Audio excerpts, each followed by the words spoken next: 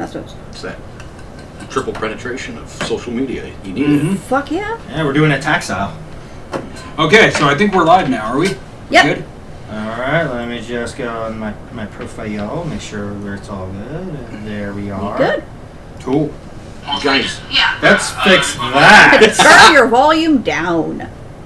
Okay, dokie. Hello, everyone. Welcome to Wasteland Talk. I am your co-host, Commodore Pistol Whip. And I'm your other host, Hatter of the Waste. And we have a special guest to us, Ghoulcrest's own Major Impact. I've never had an applause before. That's very flattering. Thank you. And since we got like Ghoulcrest people in the house, we made Captain inspired Bloody Marys. So let's have a beginning huzzah to our show. Huzzah! Ah!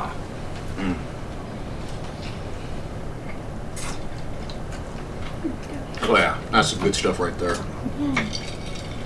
Alright, so today's show is really going to focus a lot on Ghoulcrest in general, basically, because all three of us have that in common. So, what's up? Oh, we already got our first comment. Emery says, I logged on, and the first words I hear is triple penetration.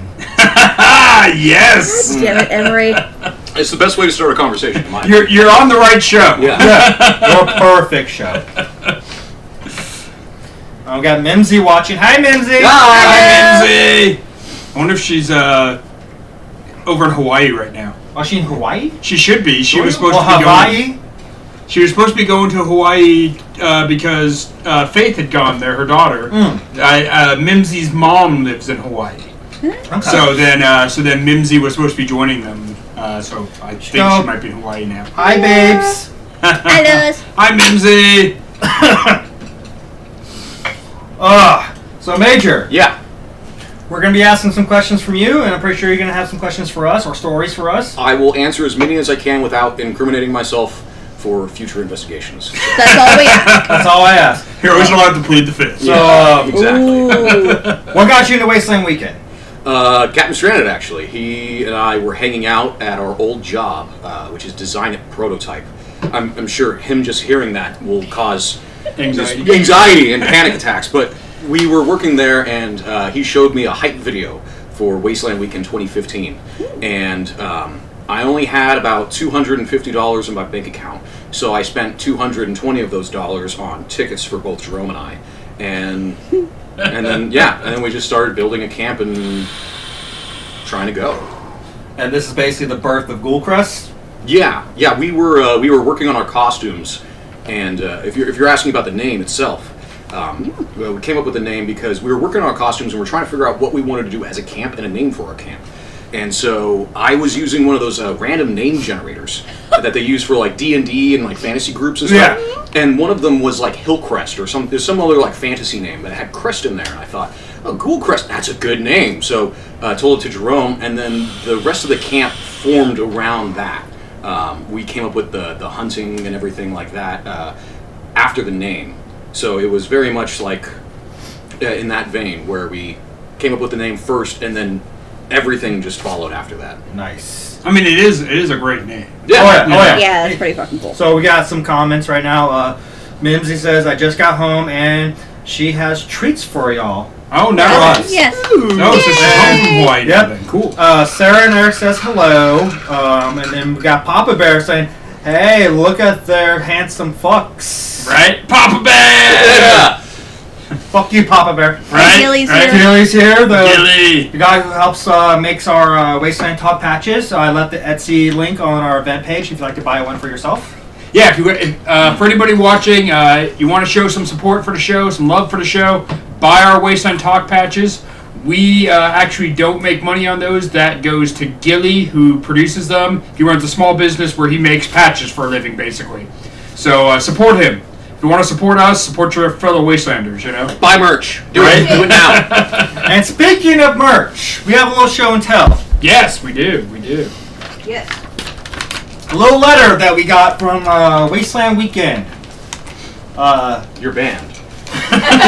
Damn! They must have seen our show.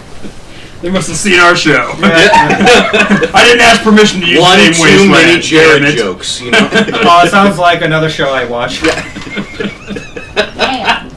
So, Wasteland World address here, which I will not say online.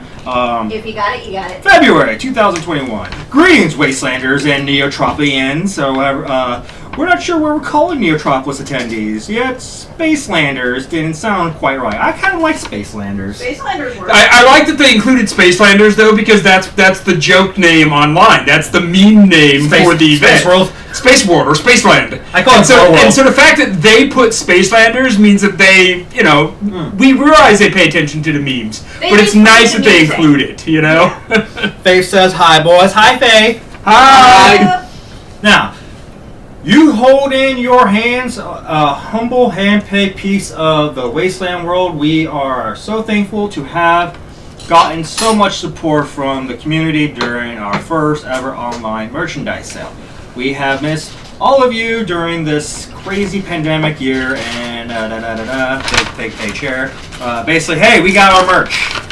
Finally. So, I get why it was delayed. I was just very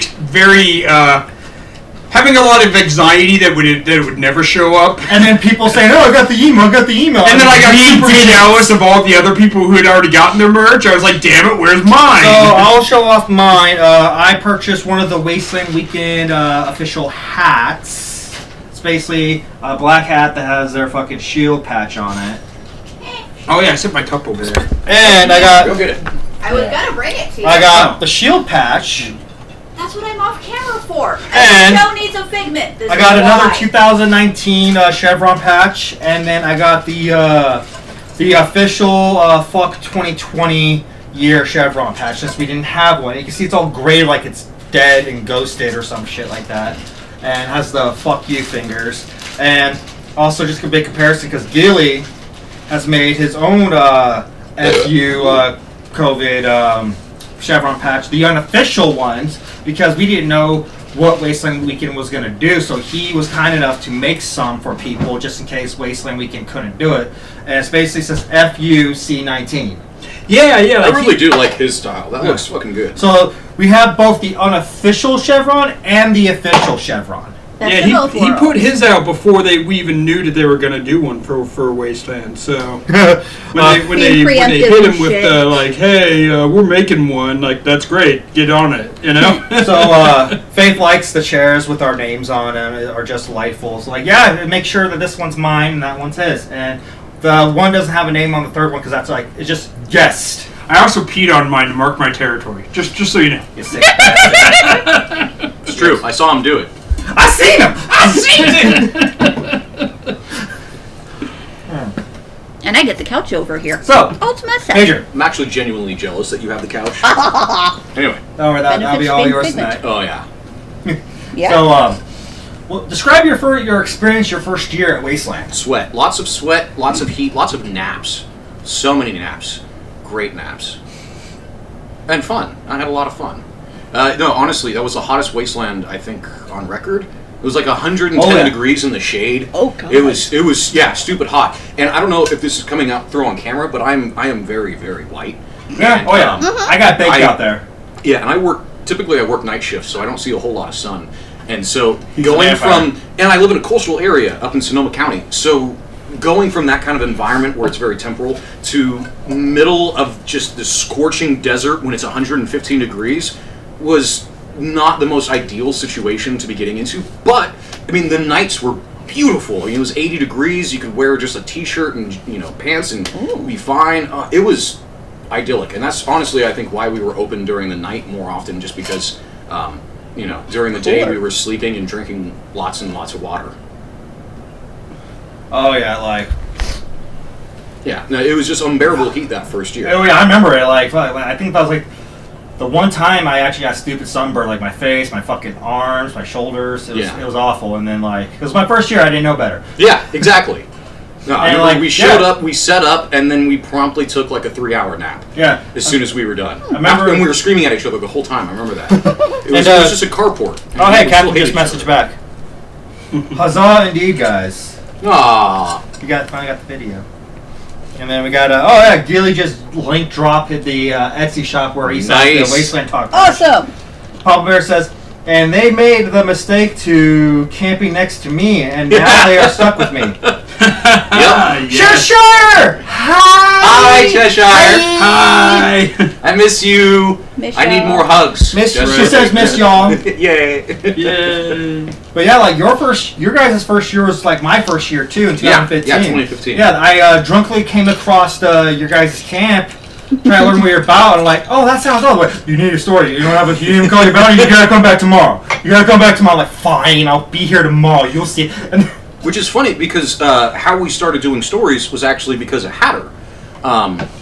We knew about the bounty hunting that took place beforehand, and for our first, in order to get membership, our first year, what we had done before Wasteland is we were going to have Ghoulies, which were Barbie dolls that were all ghoulified.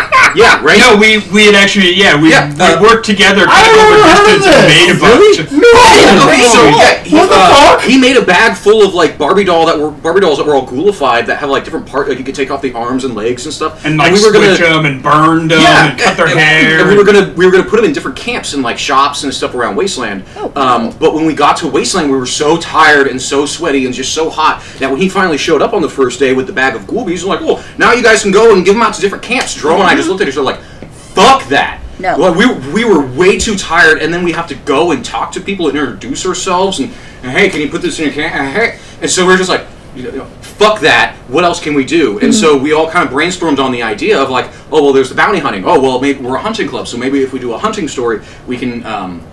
You tell your story, like, the exaggerated hunting stories, like, I caught a fish this big, Yeah. And you do all that, and then you get your tie.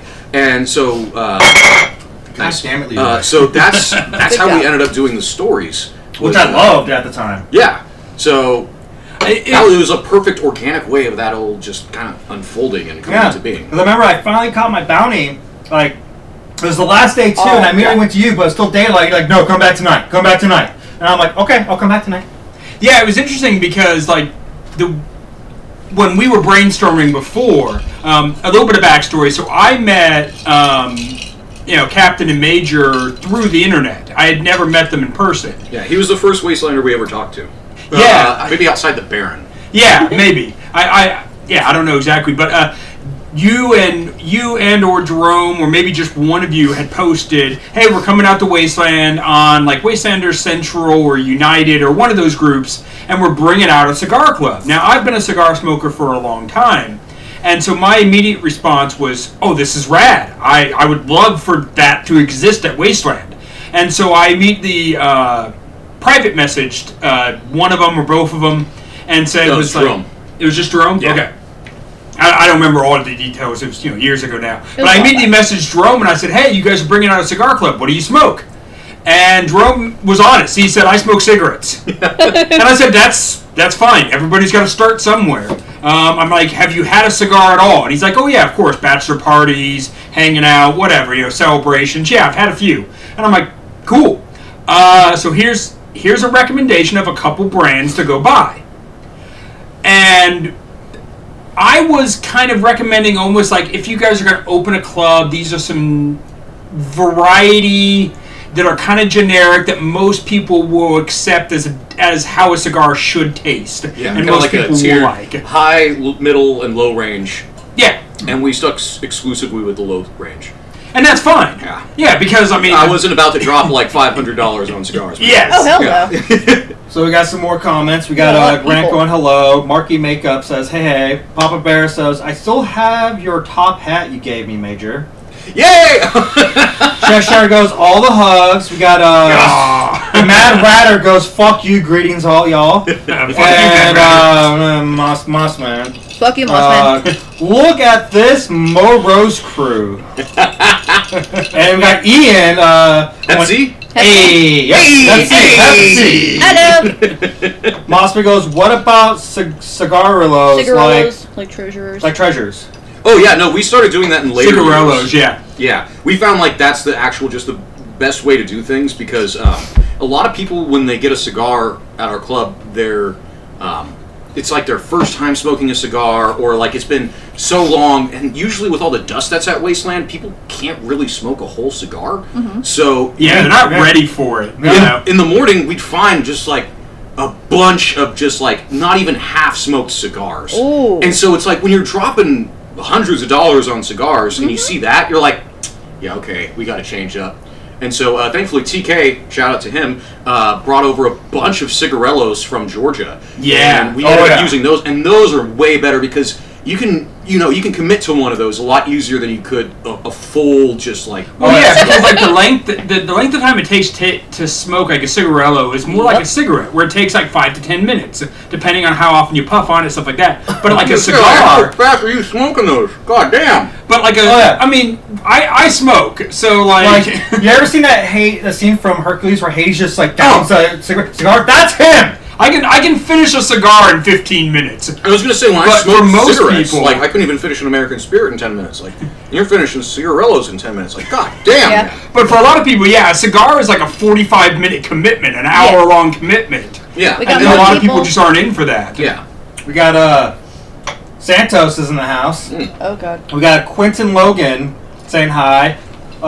Hep Sieg says Grotch be here too. Arrgh. Arrgh. Hi Grotch. Hi, Grog. Yeah, Hi, Grotch. I'm using your cinnamon in one of my drinks right now. Oh, Thank you for that. legit. I just found the notes in there too. That was really sweet. I loved it. Mossman goes, I feel like I'm getting the fuck you rep right now. Yes, because that fucking drink. I'm still holding a grudge over that fucking drink. Sarah I'm loves listening to cigars. Massive, bro. Yeah. I smoke a pipe daily.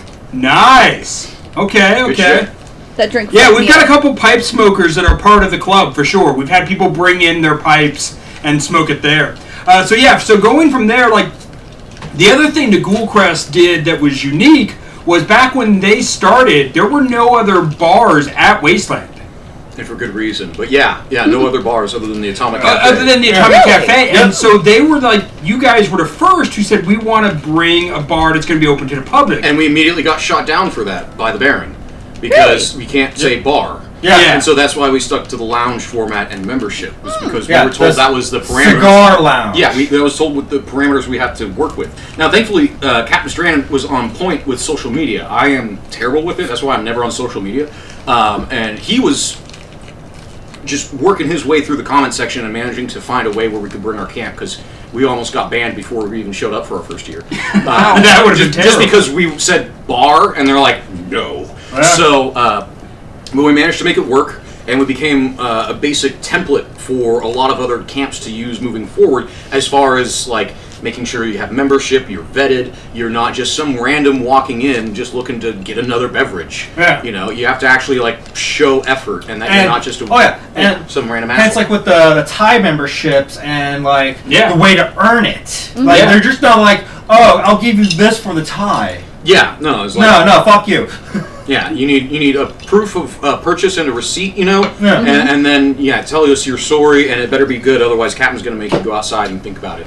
He's had to do that before with people whose stories are just really? like, no, I want you to go outside. I want you to think of a better story, think and I was- then come back and tell me. I think I'll sit by one when he said that. Like, so there were a couple times where someone told him a story and he just like, nah, you're good. He'll give you a second chance. There's Yeah. no like, your story was shit. Now go outside and think about what you He's a did." fair man. He's a fair man. Yeah, no, he will obviously give you a second chance. But if you fuck up that second chance, then there's really not much hope for you. But So. go ahead. So we got Nancy goes, great point about cigarillos. Cigarillos, yeah. I'm not gonna pronounce that properly tonight. Okay. Everyone has been drinking. Time at Wasteland is always in fast forward, so gotta make the most of the time. We got Paul Dunn, our Canadian buddy, Oh, nice. going, hey from the north! And we got Mossman going, I hope to infect the entire waste with my recipe of Fireball whiskey. It's and like, well, what Fireball is a sin. Well, me and Watch make, because I don't actually like Fireball. But I'm just like, don't get me started with that Chinese fire wine, boss. Oh, that shit is good. Oh, you're a sick bastard. It's high strength grain alcohol. What is not to love? We're The here. fact that I burp it the rest of my day. Yeah, it reminds you of the love it gave you. Oh, fuck. Sick fuck. You can tell who the masochists are. We got, Grant goes, I'm at Rocky's, someone join me. Matt Ratter goes, I smoke cigars, pipe, the wacky tobacco, but have found cigarillos most pleasant for the time, just hangouts. I was gonna say I'm a pipe smoker. but it's not with tobacco. Same. Wink, wink, same. nudge, nudge. No, wink, wink, nudge, nudge. And then we got people I mean, talking about the it's better legal for fireball. recording, Yeah. And then Sarah is asking a important question, and I think out of the three of us, the best person to answer this. All right. Because I know it changed periodically. How do you get a membership to Ghoulcrest nowadays? Okay, so now it's more of like a lottery system, I guess is the best way to describe it. We have, every year we choose a certain amount, I think it's like 13 to 21 Wastelanders that we know and we trust, good friends of ours, and we give them a special platinum ship, and they are tasked with keeping their eyes open at Wasteland for people who show exemplary personality traits, such as someone setting up camp and it's all falling apart, someone runs up and helps them out without any questions asked or needing for reimbursement. Right. Basically just looking for good human beings, genuine people, people who uplift and build the community. Right. And so when they see these people doing these acts, they give them the platinum ship and say, here, meet me at Ghoulcrest at such and such day and such night, blah, blah, and I have a gift for you. And so then they meet them there with their sponsor, I guess you could call them at that point.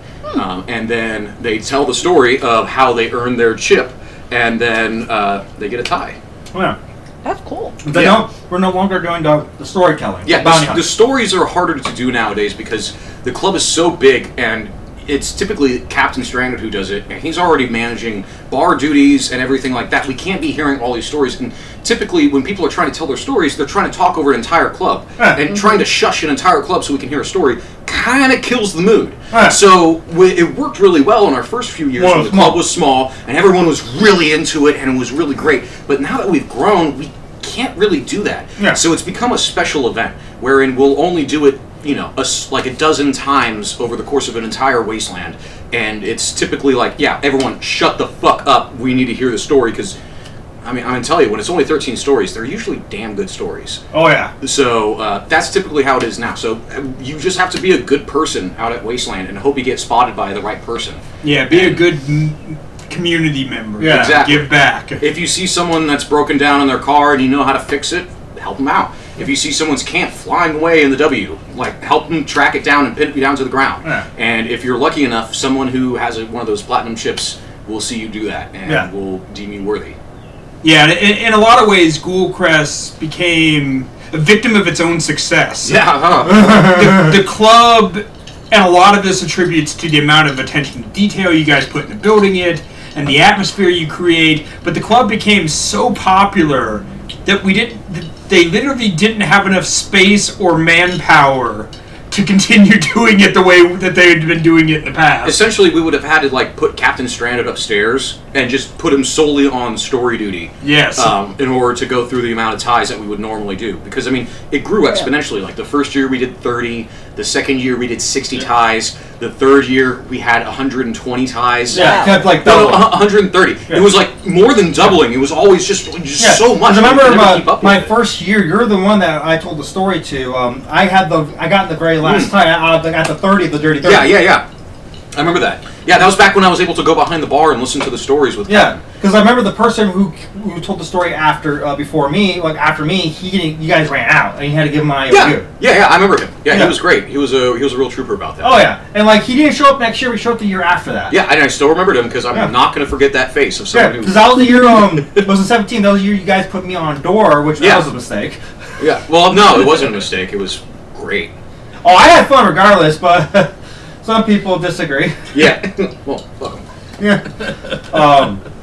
But no, I had a blast doing it, and he came up and he was like, "Yeah, I had an IOU back in 15." I'm like, "I remember you. Come inside." Because you were right after me. Yeah, I'm the one that got the type right before you did. So yeah, you definitely get an IOU. I tried to ring your bell. I rang Captain's bell about it because I remember Captain was present at the time for the IOU. Oh, well, I remember I listened to his story, and I was the one. It was the first year was the only year that I actually listened to stories and gave out ties. Yeah. Every year since then, I've never done that. Yeah, it was always Captain. Yeah. Well, it became such his thing in 2016 when he came up with the huzzah and everything like that, and that it was It very much became his thing, especially behind the bar. You know, he's all the showman and stuff. In 2016, I was out front at the door. Yeah. Well, I say door. The opening. The opening In the carport. Yeah. So I wasn't able to be a part of the stories, and then 2017, I was too busy running around, just making sure everything. And I was worked being, well, so. and that's when I came into the picture as a tribe member. I didn't camp with them, but they welcomed me in open arms, saying, "Hey, you're a better person telling this story." Yeah, no, so basically the reason why we incorporated Danny into the tribe was because, so in our first few years we used pony kegs for our bar stools. Now, these things are good as bar stools, but they're just uncomfortable enough that you don't want to sit on them for too long before you're like, you know, my ass hurts, I gotta get up and get out of here. And so we noticed that Danny didn't give a fuck about that, and he just kept sitting there because he didn't want to get up and lose his seat, and he was always just front and center to everything. I love the fucking stories I was hearing, and the good company, great drinks. Yeah, and so like you know, we look back at all the photos of 2016, and it was like, and there's Danny, and there's Danny, and hey, look, there's Danny. Aren't these all different nights? Yes, and there's Danny again. And so when we were looking at people to try to incorporate into the tribe, we're trying to think of people we've seen a lot, and wow, what do you know? We've seen a lot of Danny. So that's how he kind of got his foot in the door, so to speak, was just by being there constantly and refusing to pee and just sticking to the bar. Being stubborn as fuck and not yeah. moving. And then when we also needed help with like seat. loading, I didn't want to give up. When we needed help with like loading, building, tear down, etc., we're thinking of people that we knew, that we could trust, that we liked, that would also be able to have the physical requirements to be able to deal with all that shit. He's very big and tall and can lift things. Yep. So, yeah, obviously we included him into the fold because he fit all the requirements. Yeah, I remember the first thing when you told me about like how you're picking people. You told me like you're talking to Jerome. Was like, who should we pick to be part of our tribe? And like one of you's like, who the fuck you think? The guy who's like always in front of your fucking bar. No, that's accurate. Yeah, yeah. And it's funny because that's the same way that myself and Commodore met too. Yeah. Is at Ghoulcrest, him sitting at the fucking bar, you know? Yeah. Yeah, you brought your hookah the first year. Yep, that's what got my attention. Because I saw him smoking a hookah, I'm like, ooh, a hookah. Yeah, I brought my hookah and I sat there at one of the tables and was smoking it. So I asked to join him, and we got to be acquainted, and we talked to each other and share stories, and became well acquainted, and saw him next year because my ex took his bounty that year. Yeah, I remember that. Right. That was a lot of fun. Yeah, that was so oh my rad. god, that was so cool. Shitty ex, great, one of my favorite person to earn their fucking like great tie. fucking story for sure. Tie or bounty, because like that's how you like. That was the story. That was the whole point of the quest. Oh, I can tell this story. Let me grab my prop. That is the dueling Tell box. a story, and we could tell because we were all there. We were there. Yeah, no, I can grab the dueling box. Yeah, because I was sitting at the bar at that time, and that was the year I was working the door. Yeah. So like I was inside the bar to witness this, and then like I had to go back out front to work the door for this event, and it was just perfect. I got to witness it all. So we got some comments. We got Mimsy. I'm lucky enough to have friends with members. Heart. I'll keep doing good things in the waste, but I'm grateful to have good peeps like Faith and see the club. We got Zachariah Erison. Oh shit, Miss Whistling already. And then we got Grant. That's Grant. He's just replying to Mimsy because he's trying to get some fellow wants friends company. to be well acquainted. We're here, so we can't make it out there. No, yeah, we're in Vault. So, 42. Yeah. I want to preference this story with, first of all, for those who don't know, if you've never been to Wasteland, there's a bounty hunting game. We mentioned that a little earlier. You can see our posters on the wall, like mine behind my head here. Basically, you enter yourself into this bounty game. You become a bounty, but then you can also hunt a bounty.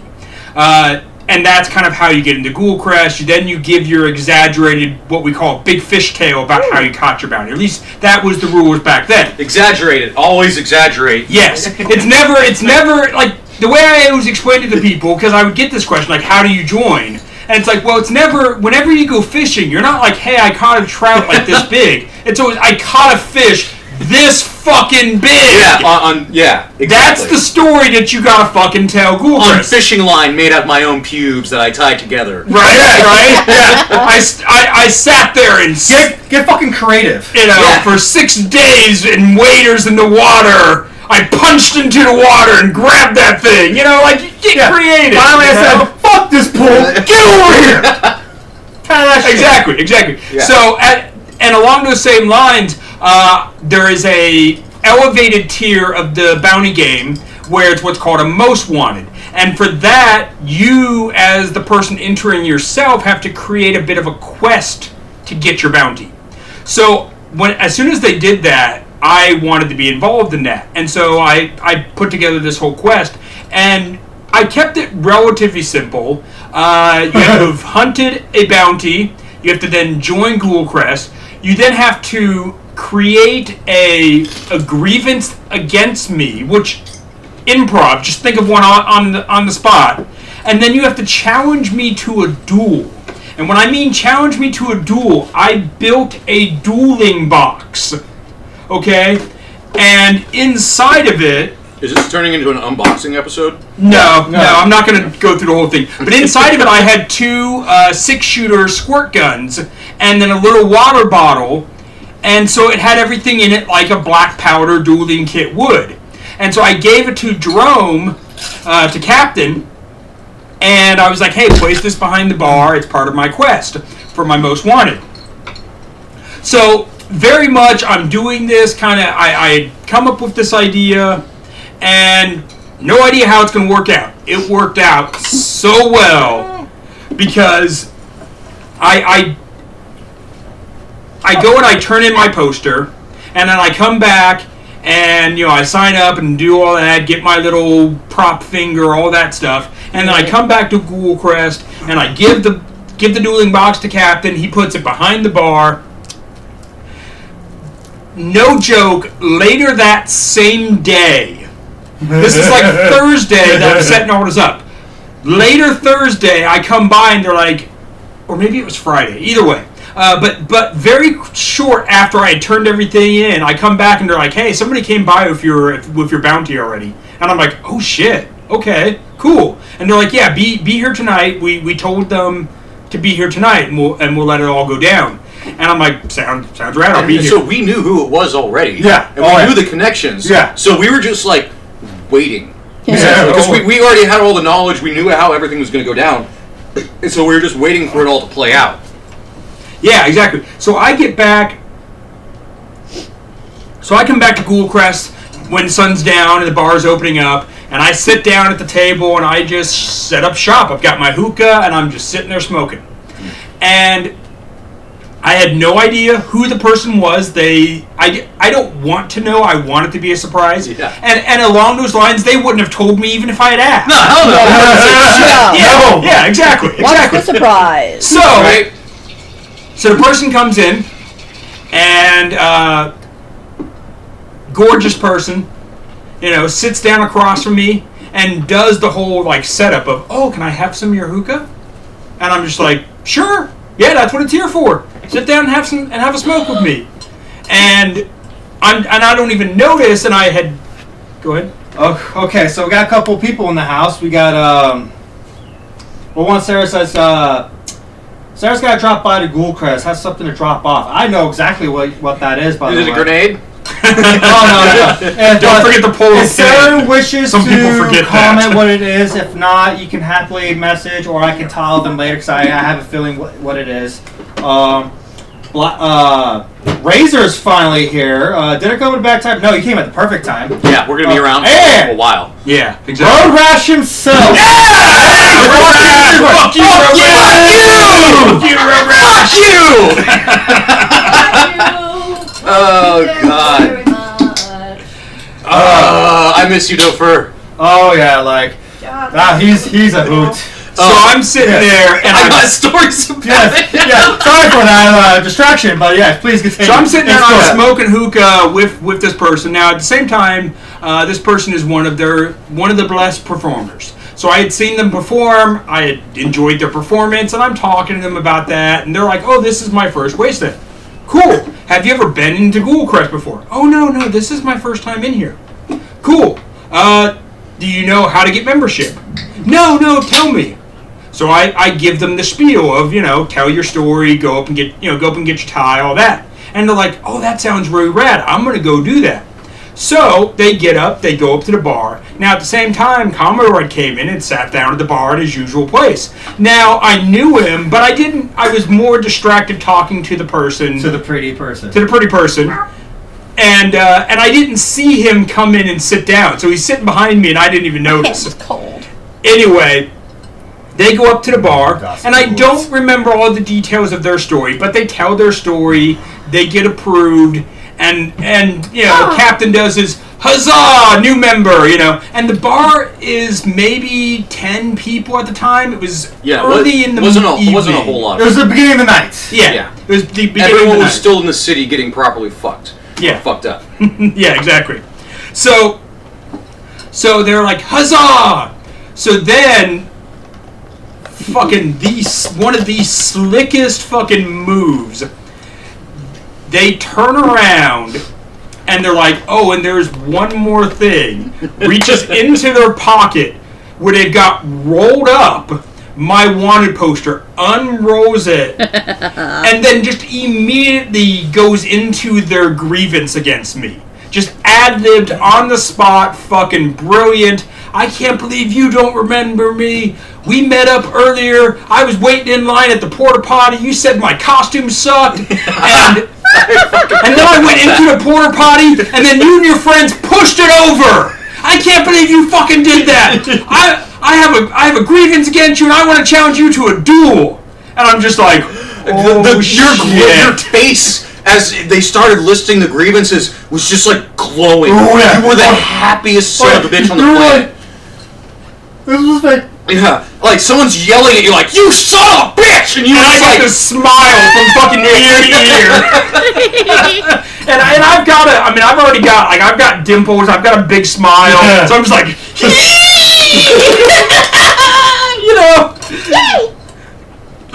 like in general, I would have loved to have played the part where I stayed straight-faced and just as like, well, let's fight then. No, I lost. I fucking deserved it. I fucking lost it and was just like smiling like a giddy little kid at Disneyland, You broke kayfabe. Yeah, you broke kayfabe. And you were the one that backed up the story, I was right? the witness. So you had to have a witness to the story. That was another part of it. After he's done berating him, Commodore's just over there and says, and I seen it! And just like, it was just like backed everything up. And so Hatter realizes like Danny's in on it.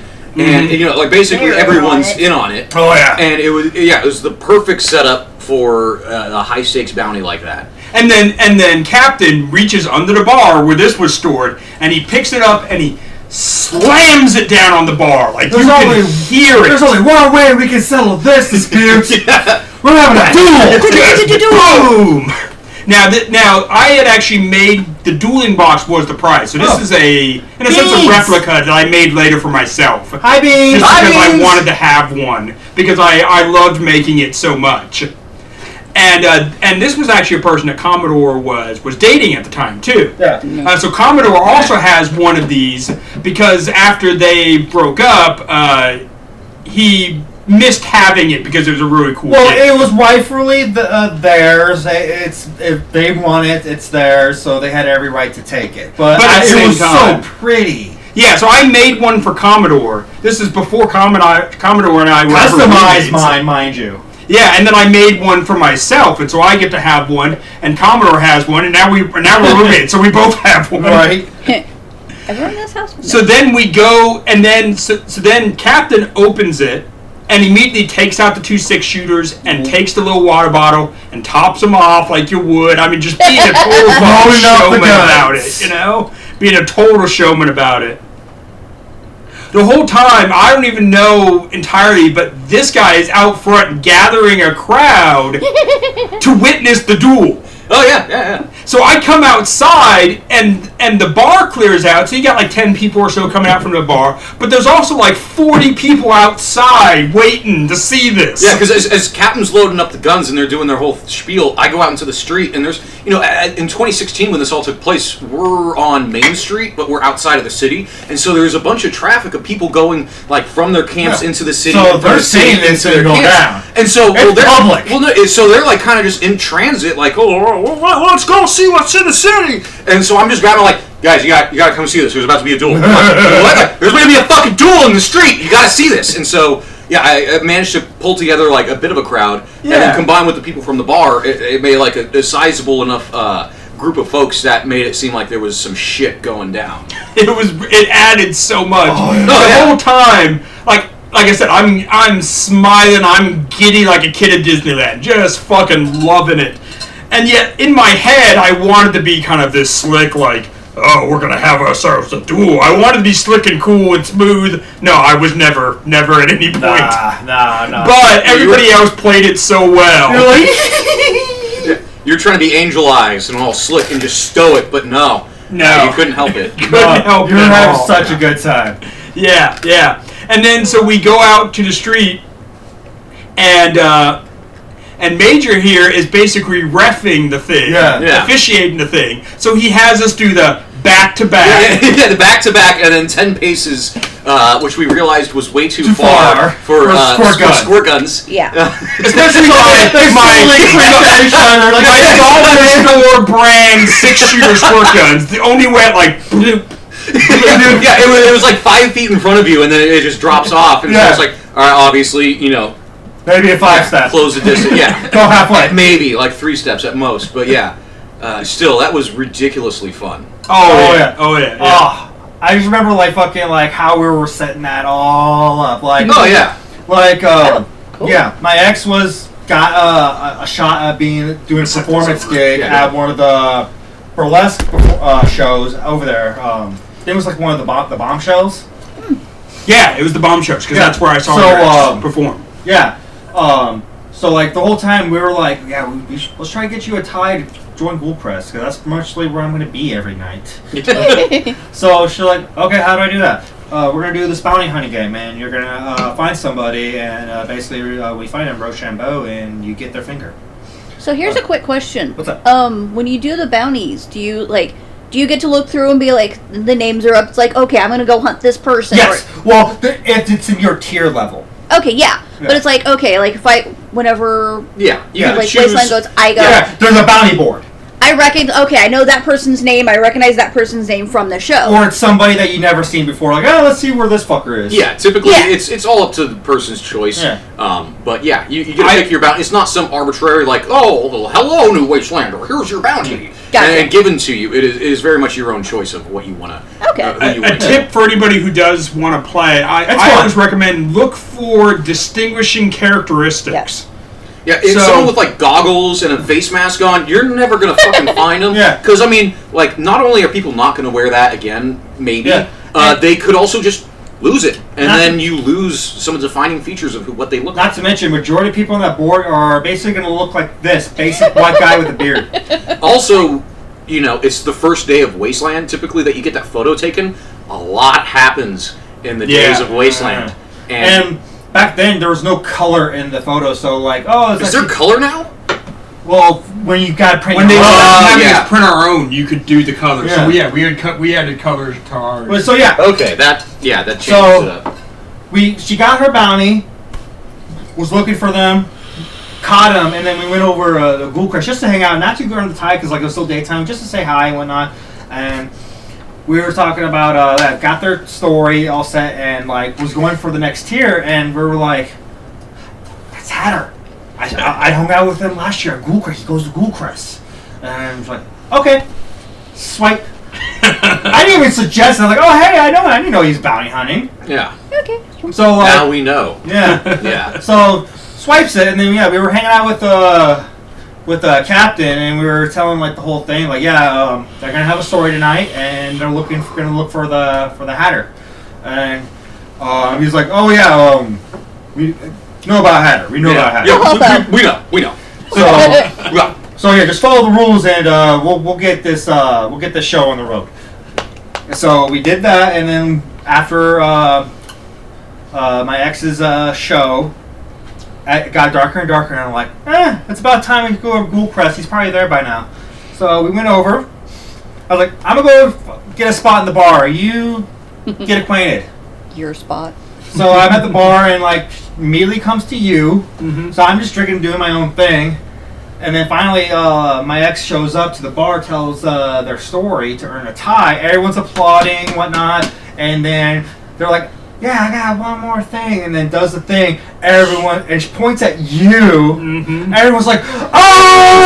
Son of a bitch! Because now everyone's like, Everyone's looking at invested. You. Yeah, everyone's looking at you. invested. And then when my part was up, I like slammed on the table, and I was there. Yeah. You're a fucking dick. That's exactly how you said it too. I was Word there. for word. Yeah. I was like, I already had like a few drinks in me. I was just waiting for this to happen. Like, So you want to know something funny? what? I've never done bounty hunting.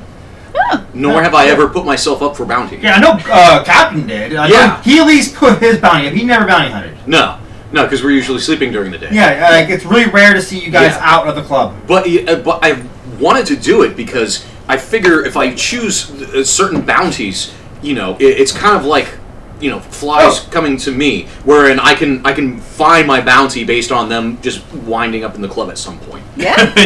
yeah, that's true. What you got? Oh, just Kaylee's watching, just waving hi. And then, Hi. I just got my buddy Grant, who's just trying to get some company with him. I guess he's drinking alone at the moment. Well, you got company with us. Right. You can drink with us. And then we got Razor going, every time I hear a story, same thing all the time. For 50 cents, there's no happiness. LMAO. Damn. And then Bean's like, that's a great story. It is. Yeah. Oh, and then Marky Makeup goes, I got a puppet show to do. Have fun, guys. You have fun. Yeah, Marky Makeup does his own Wasteland show on Instagram. Oh, Yeah, nice. there's a live stream on Show. Instagram. Yeah, shows you how That's like to pretty make certain shit Wasteland stuff, and usually have a couple people with them. It's a good show. It's nice. Hell yeah. And then like that was the whole thing, and like it was fun. Like I'm watching this whole all go down. Like I get it's my ex, but like fuck, it was such a good bounty. Yeah, it was one of those solid stories. Like top, and just experience from front to back. top Oh, yeah, three yeah. bounties. Like, cause like, and that was just like a typical story that you hear at Wasteland. You're seeing the story go down. Yeah. Yeah, to have a bounty happen at Ghoul Crest, the bounty bar in a sense, the bounty hunter bar was really, really fun. Yeah, Yeah. that was definitely special. and I tried to repeat it the next year. I never repeated it. Yeah, you got stood up. And then I got stood up in 2017. Yeah. And it actually really bothered me, and that led to another big story where I taunted, which I've told before, where I taunted the Rust Devils for a solid year, basically telling them that they were terrible and failing at their job.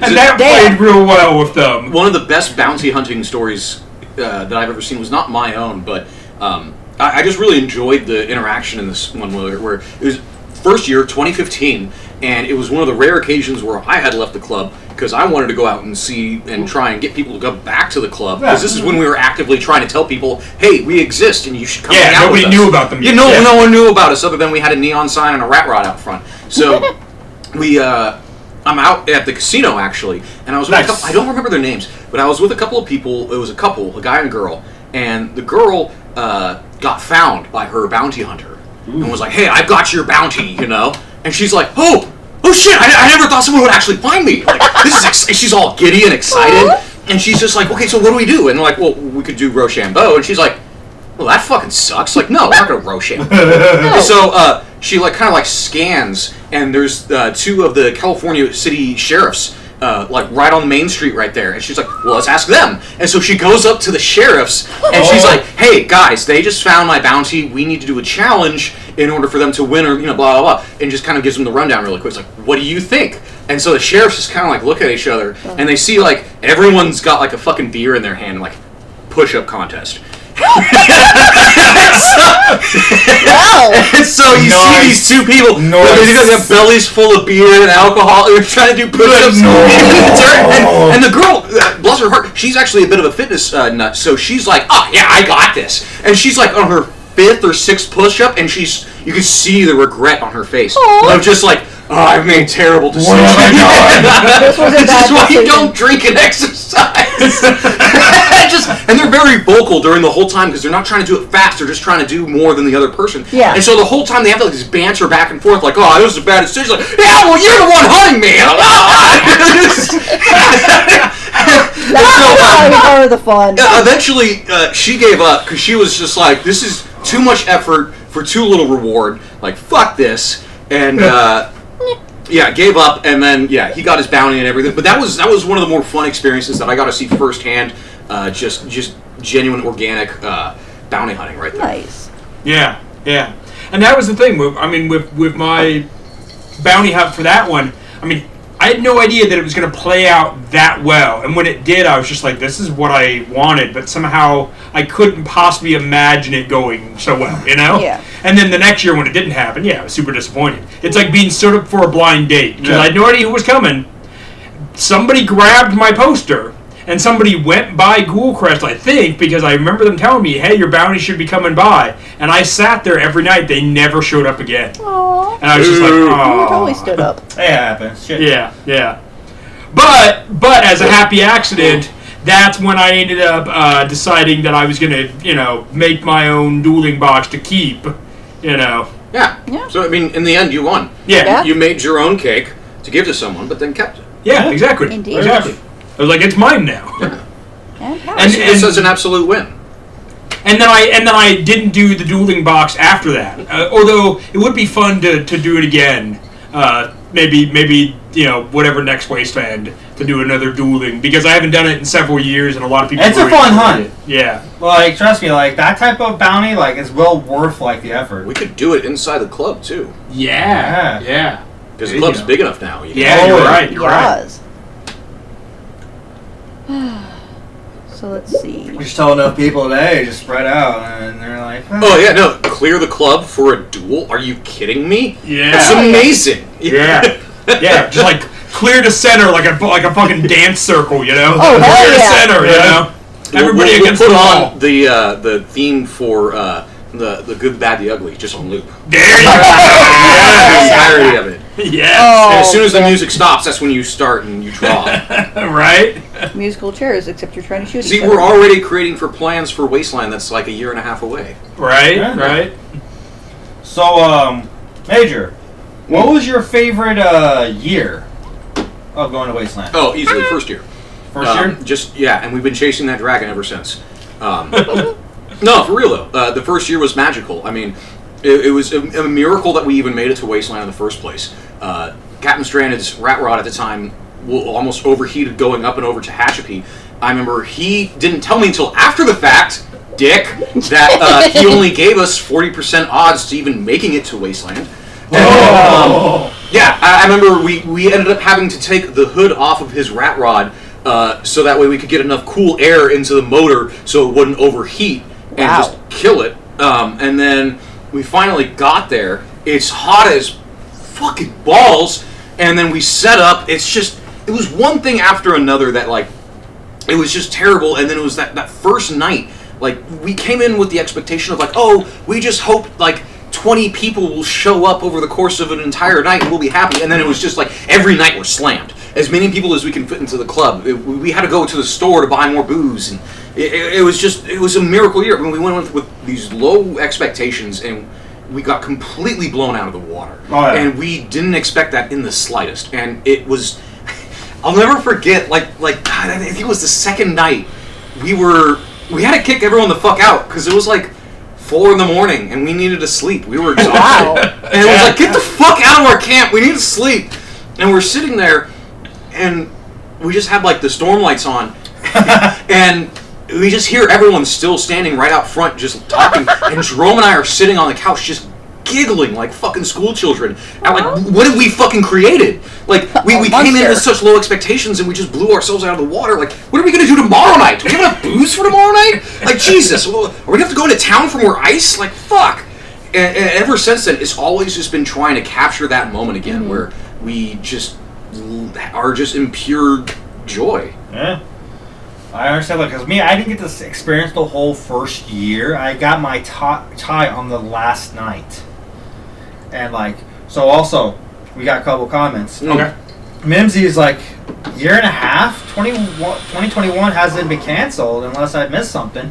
Yeah, but anything's possible in the COVID. Yeah, it's not canceled officially, but like I said, right now is when we would be submitting applications for tribe placement, and I haven't seen an email for that, so. If it happens this year, there's going to be a lot of rushing last-minute type stuff. Yeah, I don't doubt that it could happen this year. I'm not putting that completely off the table. Well, There's a lot of wait and see. The odds are starting to lean heavily more towards it's probably not going to happen this year. Vixen's watching. I'm hopeful. I really hope it happens. Yeah, me too. I really want to go. I miss everybody. Yeah, I bought my ticket. I got excited. Yeah. But a year after COVID, my optimism levels are pretty low. So I'm not all that optimistic. My pessimist side is showing through. Yeah, exactly right. So, and then we got Papa Bear going, I remember seeing the Rat Rod and thinking, how the fuck did they get that here? Yeah, no, we got that a lot. How the fuck did you get that here? And we got Vixen saying hi. Hi! Yeah. Amazing fucking poker table at the VIP lounge. Mm-hmm. Yeah. Yeah. Miss you, dear. Yeah. Also what we were talking about earlier related to how this year may end up going, there's a lot of may or may not happen. A lot of the people that are overseas probably won't be here. Yeah. People from Canada probably won't be coming. And even people that are in the United States at this point, a lot of people are like, I'll skip this year so I can wait until next year. If it happens, we might get a lot of people just in California and or West Coast. And it'll be completely low-key, too. Which, to be totally honest, if it is just that, that sounds like an amazing wasteland, and I'm totally fucking going. Yeah. Because I like those intimate events. Yeah, those concentrated events where it's just the small group of people. Those are really great. Was it Winter Games? Yes. Back in 2000. Yes. What was that? 2019. Yeah. Yeah, that was one of the most fun things I've ever done, wasteland related. I had a blast, and it was a much smaller event, and I don't know. Bikini Atoll blew that event out of the water. I mean, it started off as Winter Games and then became Bikini Atoll Presents Winter Games. Wow. I didn't know that part. No. They did all center stage. The nighttime entertainment, but they did like this really well orchestrated. I mean, it was just everyone was having a great fucking time there. Yeah, I personally never been. Like from I remember hearing about Winter Games, it's been run by the Juggers. Yeah. Mm-hmm. But I didn't know Bikini, and I know like LCC's there. Bikini Atoll showed up with their camp just to do to be one of the camps, and they did part of the cock block, which was the block of camps that were centered around the Cult of Katmai, and which appropriately named the cock block. Great naming, by the way. Right. But yeah, with the centerpiece being the Cult of Katmai, and then Bikini Atoll as like party central, and that place was cracking. Best conga line I have ever seen. Nice. Coming out of that place, led by none other than Beans. Nice. Yeah. She started. Well, I forget what song it was, but yeah, she started the conga line, and honestly, like I still think back on that as one of the top memories of Wasteland I ever have. It was. Yeah. That was so much fucking fun. I can't say enough about it. Yeah, personally, my like non-Wasteland weekend but Wasteland event I really enjoy is pretty much the event we're not allowed to talk about. We don't talk about it. It doesn't exist. We don't talk about it. Yeah. Shush, Fight Club. And I'll just leave it's like Fight Club. You don't talk about Fight Club. I'll just leave it at that. Yes. Oh my god, yeah. So I'm just like that Major's skirt? over like shut the fuck up, shut the fuck up. I will slit your throat. End you. I don't care that we're live. But yeah, I'll say that much. Like that's like one of my favorite things to do. That's outside of Wasteland Weekend. No, some of my favorite events definitely end up being the smaller, more intimate events. Like you said, Winter Games. Yeah. One of the best Winter Games I had was in 17. 18. Early 18. Oh, was that the one where it was just like cold and windy? Yes. No one enjoyed it. But please tell me more about how you enjoyed it. Wasn't that your heist year? That was my Yeah, heist that was year. my heist Also year. the year that I met up with Christoph because Christoph and I, or Moth-Eater and I, Moth-Eater. were both in the story. We were in jail by the USPF. But That's right, we yeah. wrote up this whole story where him and I basically bribed a guard to let us out for the weekend so we could go enjoy this event, and had been smuggled there by his the woman he was dating at the time, who's now his ex. That basically we had come up with this story back and forth where we were prepping for Wasteland and we're getting things ready, and we're making this whole joke about how Milady was Judge me. Milady was Moth-Eater's lady, and Milady was always smuggling us all of our stuff that we were getting ready for Wasteland. So we'd post up like, oh, just got my playing cards, I had made poker chips that year, I had made bottle caps, I had made playing cards, all this different stuff, and every time I'd be like, hey, look what just got smuggled in from Milady. And I'd tag Moth-Eater, I'd tag Milady. So it was this whole thing. Well, then I get to Winter Games, and for whatever reason, Milady couldn't make it, but Moth-Eater could. And so we both just had this great time. But the weekend was cold and freezing, and the W was strong. But at the same time, which I've told the story here, and I don't necessarily need to tell it again, but it was the same weekend that I heisted from the casino. It was the same weekend I got my VIP pass. It was during this whole time that I was having this meme war and this rivalry with the Rust Devils and the USPF, and I was building this whole hype going into 2018 of my bounty and everything else. And so it was just a year and a lot. It was just an event that a lot of things came together. What you got, Danny? You look like you're about. Oh no, nothing much. It's There's just a few basically people. just saying like, oh yeah, Winter Games. I've never heard. I always want to go, but I just recently heard about it, and then just Herbert showed up. Herbert's here. Yeah, All right, I heard. Grant really wants people to come out and drink with him. Yeah. We need to have him on the show at some point. Yeah, he's local. And just He's like cool. people just like We were really just out there wishing this Wasteland morning. happens this year, but also we had Nancy like, we should probably be careful talking about cancellations publicly. Just their 2 cents, but yeah, I It makes also sense. agree. This is Oh, not, yeah. We do not speak for Wasteland Weekend. We are not staff. We have no inside knowledge. We are are conspiracy theorists. Yeah, we're stating our Theorizing opinions. about conspiracies. Because Right. whatever fucking people who run Wasteland Weekend, whatever they say, how their event goes, that's their law. Yeah. Yeah. I'm just going based off of prior experience and pessimism.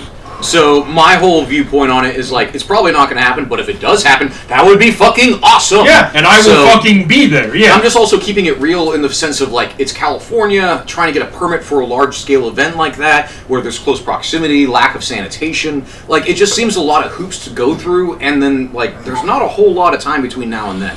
So I'm just trying to be realistic in my expectations, and I don't want to get my hopes up, because if I think Wasteland's going to happen, then I'm just going to start like building all that hype for it, And then if it doesn't- and then that email is going to come, and that post is going to be made of like no Wasteland this year, and it's going to crush me. Yeah. And so I'm trying to So, make sure to we're limit not my trying to have high expectations. hopes. No. Yeah, that I'm trying to make emotional sure that I don't rollercoaster. get destroyed emotionally by the fact that I missed Wasteland 2 years in a row for no fault other than like just there's a global pandemic. Prepare So- for the worst, hope for the best. Yeah, exactly. I'm preparing for the worst, which is no Wasteland this year, and then like I'm just gonna take all my PTO, lump it into 3 weeks, and then just go fuck off somewhere for a while and get really, really drunk. And if it happens, we're gonna do our best to prepare and get shit ready. Because like, I'll show up. Like, Oh yeah, no, Yeah. I'll be if Wasteland happens, I'm whatever gonna social fucking be there. distancing rule they're gonna apply to us, I'll follow it. Like hell, We'll make it. I got my fucking work. first dose of the vaccine. I'm getting my second dose here next week, Yeah. and Yep. like I might get my first. I'll get tested prior to and show proof that I'm negative to go to the show. Yeah. And I'll do what it takes just so I can be with my Wasteland fam. Yeah, Yeah, I want to go so fucking bad. Oh my god,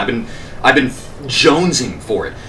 So don't take my pessimism as like a final word on Wasteland. It's just a matter of me just trying to limit my expectations so my soul isn't crushed again. Yeah. Yeah. Because I've had that same thing happen with, we've mentioned it before, the new event, Neotropolis. Like, I was all excited, ready to go, and then COVID happened. Yeah. And then, so I don't get to go. And then they're like, okay, well, we're going to push it to next year. And this is early in COVID, so I'm like, yeah, maybe things will be fine by then. And then by the time it rolls around to that next year, nope. COVID is a fucking mess. The world's a fucking mess. Yeah. And it's not going to happen. And once again, I'm disappointed. Yeah. And so, yeah, I agree with Major that emotional roller coaster is rough. So, yeah, I kind of agree. You know? Because, like, I keep saying this multiple times on the show. Like, for me, Wasteland Weekend, that's like another home to me. Or, like, I feel so great. I get all that stress out there. Feel so good. Be around good people who I consider like close friends and our family. Yeah. And it's just a way to get away from the fucking bullshit of the real world. Yeah. And like the fact that we didn't get to have one last year was fucking heartbreaking.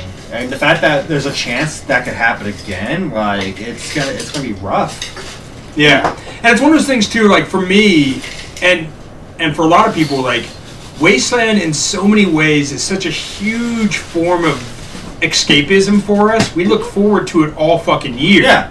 We, if you don't do a ton of traveling and you and like myself, you have a limited budget and limited vacation hours and all that, like this is the one trip I can do all fucking year. Mm-hmm. And I'm waiting for it. Well, right now I'm just sitting on vacation time. Haven't used any of it because there ain't shit to do, Yeah. And I've got hours just built up, like Major said. PTO. If it doesn't happen, I'm just going to take some time off anyway and just go anywhere but work. Right. Because that would be amazing to go anywhere but work. And fun, like, and shit like this. Like, this is one of the reasons why we made this fucking show, just to fucking reach out to fellow Wastelanders in our community, just to talk to you guys, share things that we love in this community. It's an excuse to put on my fucking costume. That too. Yeah, too, and just to drink like I do at Wasteland and shit, and just fucking like, made a stage set, make it look like I'm in fucking Ghoulcrest. And by the way, it's props to that. See how I use props and You did Good job. So yeah, it's just like it's just shit just to make me feel close to home because I'm talking to you guys, I'm reaching out to you guys and keeping alive with this community and just like feeling at home with the stage and being with fellow Wastelanders and talking to fellow Wastelanders while we can't be at a Wasteland event. And that's one of those things too, like Wasteland for many of us has, like Commodore was saying, has become our home. It is the place where I've made some of my closest friends. My roommate and Major and a bunch of other, Captain and a bunch of other people. I would have no connection to any of these people if it wasn't for this event. Not that, some of us are nerdy and do Ren Fair and cons and whatever. And so maybe there's a chance that we would have met at some other event, but it wouldn't be the way we met or the epic stories we had or any of that, And so that is a defining part of what we've been doing the last several years of our lives, Right. Well, yeah, like, I'm making sure that hopefully, fingers crossed for this year, if not, next year. And hopefully that gives them more time to make it bigger and better. And yeah, myself and Commodore have a plan of doing Wasteland Talk at Wasteland. Yeah. We want to do a live show. For the event. Whether it happens this year or next year, we will be doing a live show from the event. I built a computer in a briefcase for that idea. As long as we have a good internet connection. Yeah, we'll figure that out. Yeah. I'm going to sit in a box on the side. That's our fatal flaw right now. But so far, we're not going to be able to do it live. We'll have to pre-record it because, like I said, we're going to be in front of an audience, and pretty much most of you motherfuckers are going to be at the event anyway. It's called recorded live, and then it'll be recorded live and then posted later. If we'll just have that live, that's like live right there where the light is. This shows you it's live. That's like basically worst case scenario because there are ways that we might be able to get it streamed from there. But that remains to be seen with how strong the connection to the are. web is. Yeah. You know, but there are ways to do it. We have to, investigate those more. Yeah. And when we have official word that we get to go to the event, we'll start looking into some of those. You know? But worst case scenario, we'll pre-record it and post it when the best opportunity arises for us. Yeah, exactly. Because we want to have you guys there in person, and we'll answer questions for you guys. And if you're fucking newcomers, if that's your first year, you can ask us questions. Ask for advice. Tell us your experience so far at the event as a first timer. We love to hear. We love hearing that shit. Yeah, I want to do a first year person's review, and more than one person. Yeah. But we hope to do the show from the event on Saturday, so it gives you most of the event to already have experienced it, and this is in many ways a wrap up because everybody goes home Sunday. Yeah. So here we are, a wrap up from Wasteland Weekend. You had a good idea what the event's like. And it's hey, this is your first year. Give us your review. We're going to hit you with the same questions. How did you find out about it? Did you do a bounty? What was your... all those types of questions that we hit people with. Event that you are thinking of coming back to? Do you have ideas to what you're going to do the next time you come back to? And oh, you sexy bitch. Oh, yeah, you fucking know it. Drinkies. Which reminds me, I still need to Oh, put that's together a cinnamon. box or something. So creamy. I legit South want to Main. be on stage in a box. That's all I want. Or behind something. I'm pretty sure we can probably ask them if it's okay if we have you behind a curtain, just have your hand stick out if we need something. I'm down for that. Oh, you know what we could do? Get an umbrella and just put a tarp around it and just sit on stage. I love it. Hey, I love how you doing? And then so have our own little stage ninja, Yes, I love this idea.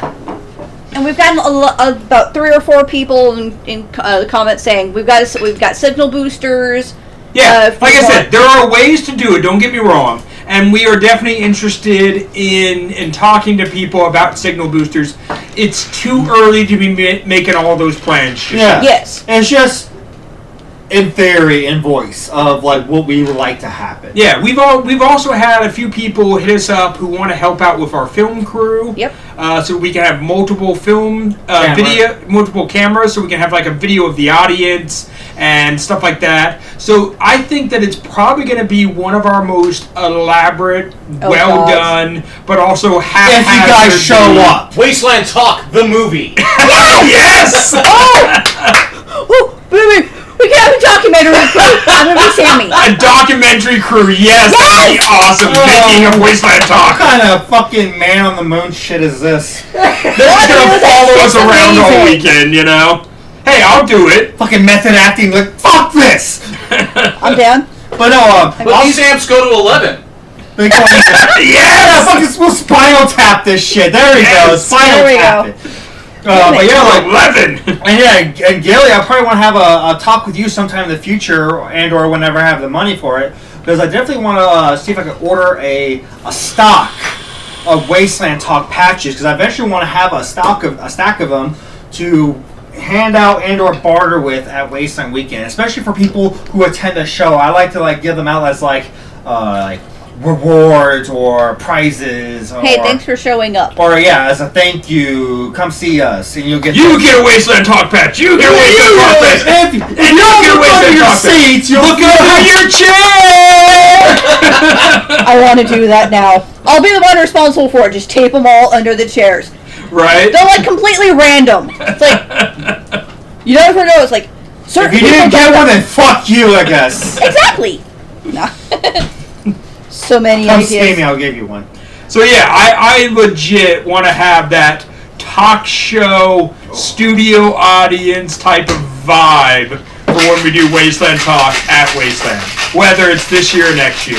And it's one of those things too. If people continue to like the show, we could keep doing it year after year. Yeah. So we could keep bringing it back. That just all remains to be, seen and what happens and. Yeah. If our equipment survives, and if we keep having the time and availability, and yada yada, There's a lot in the air right bunch of now factors, that still factors. I know in I'm things. personally in talks with a close friend of mine. We're going to be working on intro music theme at the beginning of our shows, kind of like an actual show, like you watch like a sitcom or any show you watch. There's like that music and some real show. Yeah, sorry, Commodore physical kind of shit. Like, yeah, we're gonna talk to something like that. It's not finished or anything like that. It's just things being put into place slowly but surely, working its way through. So hopefully we'll have stuff like that, and also it's something we need to work on, having be able to stream a video clip while still being live. Yeah.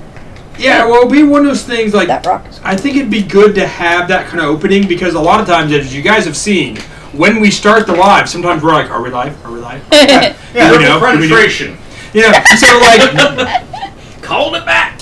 so we can Good job. check while that intro video is playing. That's when we can check and see if we're live and if we're ready to go. And instead of this whole, like, I turn on the camera and we're all just like, hi.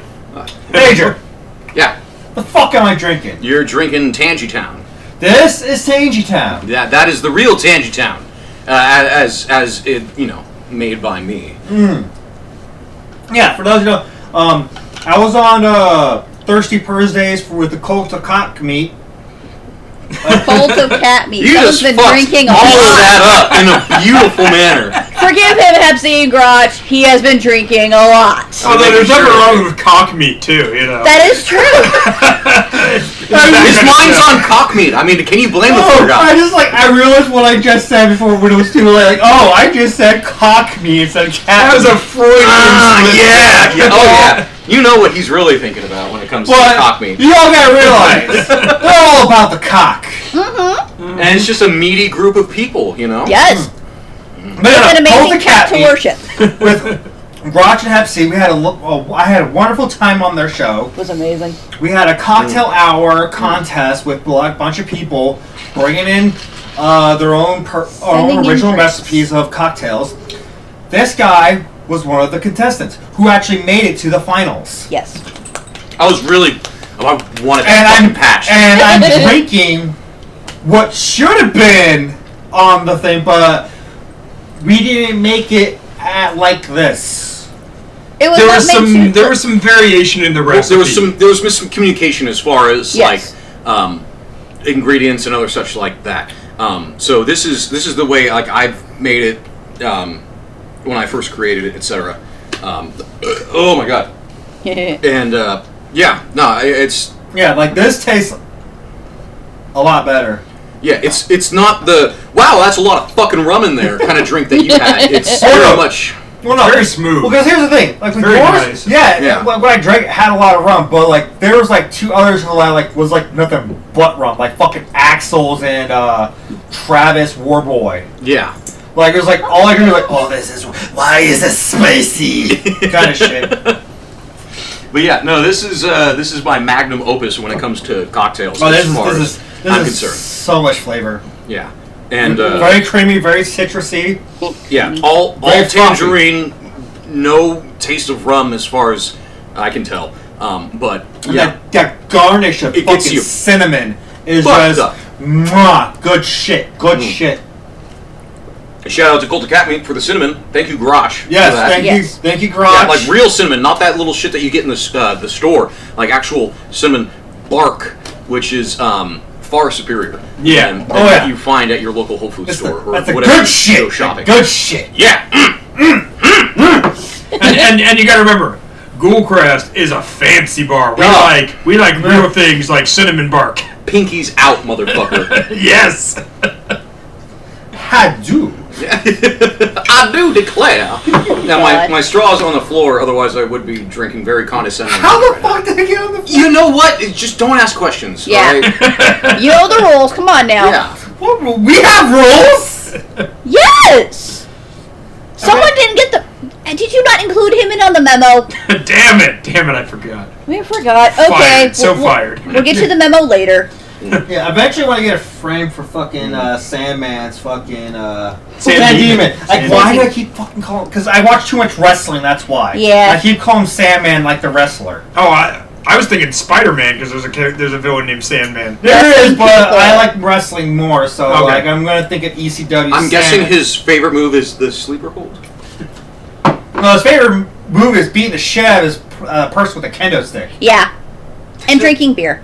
And drinking beer. But he's the sound like Sandman. the He should be Sandman. putting people to sleep. I agree with. Yeah. That makes Like, come on, sense. that's not false advertising. Well, you haven't seen Sandman on ECW. Yeah. So, Clearly. we got a question. Well, Vixen's asking, does anyone know what tribe is from Germany? no. Is There's this a tribe from question? Germany? There's a tribe from all kinds. There's Germany, France, England, Australia, Japan. Wow. Yeah, we've got. Oh, I know the Japanese Wastelander. Yeah. We've got several international groups. The Germany group, I don't know their name. I'm sure I've probably met them. Ghoulcrest gets a lot of people coming through the door. Not foreigners, surprisingly enough. Okay. No, seriously, because like telling a story in a foreign language point. at a club that is all about like Presentation. vocalization and presentation. True. Yeah. Like the only reason we got the Japanese crew into Ghoulcrest in 2017 was from a Wastelander who we shall not name because he is now banned and No. he can go fuck off. But he eventually brought them in to Ghoulcrest, and that's the only reason why. Otherwise, I mean, we've had a few other international folks in. We had one gentleman from England come into the club, Yep. just because we're an English hunting club themed Yeah. club. So of course we're like, yes, please, fucking come in. We'd love to have you. Yeah. But for the most part, we don't get people coming in because we're exclusive. And then Corporal Punishment, she is very, very friendly at the door. And by friendly, I mean she tells you to fuck off within the first two sentences of, talking to you. Yeah. So a lot of people who come and are just kind of like, whoa, what's this place about? And then they interact with her. They kindly just walk on down the street because they don't want to deal with it. So you really gotta know what you're walking into before knocking on the door. Yeah, pretty much. Like if any of these tribes from foreign countries had like talked to any heads of other tribes, they would probably understand the concepts of what our club is and have a better idea as how to get in. But as it currently stands, yeah, we've only ever had one international tribe come into the club. As far as I'm concerned, I'm running around all over the fucking place, so I don't know. I remember we had I guess we have a couple of tribe members from Mexico and France. Yeah. Because when I get drunk, the true Commodore comes out and I get the stupid French accent with a little bit of Mexican. Yeah. Or Spanish. Spanish language. Yeah. Sorry. But yeah, which reminds me, what information can you tell me how you and or Jerome came up with my titlement of Commodore? Because I know you guys were thinking of later. He needs a rank name. Yeah, we were thinking because the whole thing is like you need a rank. Yeah. So because at the time we had myself, Major, Captain, obviously, yeah, and then Corporal Punishment as Corporal. And so when we brought Danny in, we were struggling trying to find like a good rank for him, and then we just realized we never had a nautical rank amongst the tribe, and so we figured like that would be great. And then Commodore Pistol Whip just came off the tongue so perfectly that we were just like, yeah, of course, it's got to be that. Because like when you guys first asked me to be a part of your tribe, I was like, fuck, I wonder what rank I'm gonna get. Am I gonna get like Colonel or fucking like Lieutenant or something? I know it's gonna be something under you guys. And then you end up just being the highest rank, but albeit on its own branch. Like you're over there. You're over there. You're gonna be special away from the rest of us. It's like I'm pretty much like one who's like only a naval rank. Yeah. And which is funny because there's a Commodore Nopalis of the Slut Flotilla. Flotilla. Bikini Atoll. Okay. I was there when he was coming up with his name. Yeah, because Garage kept mentioning another Commodore. Like, there's another fucking Commodore out there? Yes. And I remember he wanted to be Commodore Nopalis of the Slut Armada. And I remember I was there. I was drinking at a tiki bar in Los Angeles with him, and I was like, no. If it's a slut anything, it's got to be a flotilla. It can't be a slut armada. That's too regal for anything of the such. And so flotilla just came. Oh shit, we got Mimsy. Murphy. Dead man. So it was the Slut Flotilla, and then now we have Commodore Pistol Whip of Ghoulcrest. So there are competing Commodores now. Yes. Yes. Which I drank with him, not knowing he was also a Commodore.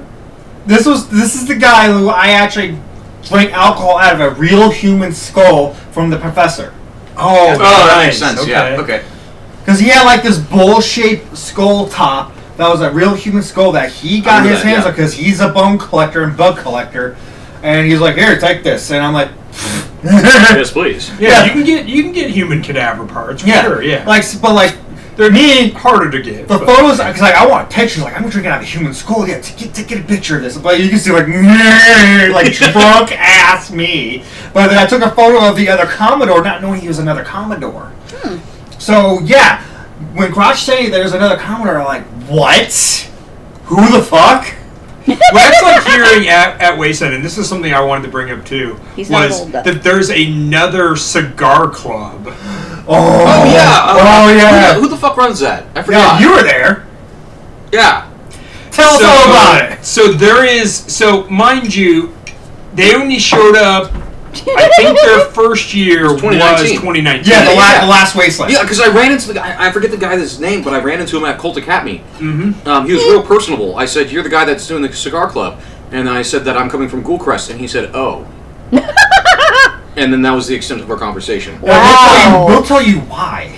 Oh, Yeah. really? Please do. Yeah. So here's the thing. God. So I go. So I'm excited because I'm a cigar lover, and as much as I obviously love Ghoulcrest, and it's obviously my fucking home bar. Yeah. You know, when I heard that there was another cigar lounge, I was like, I'm gonna see what you're bringing to the table. Yeah, fuck yeah. If you don't know your cigars, I'm going to write you off in a sense that I may not come back, but other people can enjoy it. Yeah. And I'm not going to tell them not to enjoy it, but I'm just not going to come back. Yeah, I love seeing the event expand. I mean, the more Yeah. the merrier. Exactly. Well, There's another place that sells gives cigars away. That's awesome because it means less guys are pressure on great. us. Yeah, exactly. And just the way they were advertising it, though. And like I said, I remember that.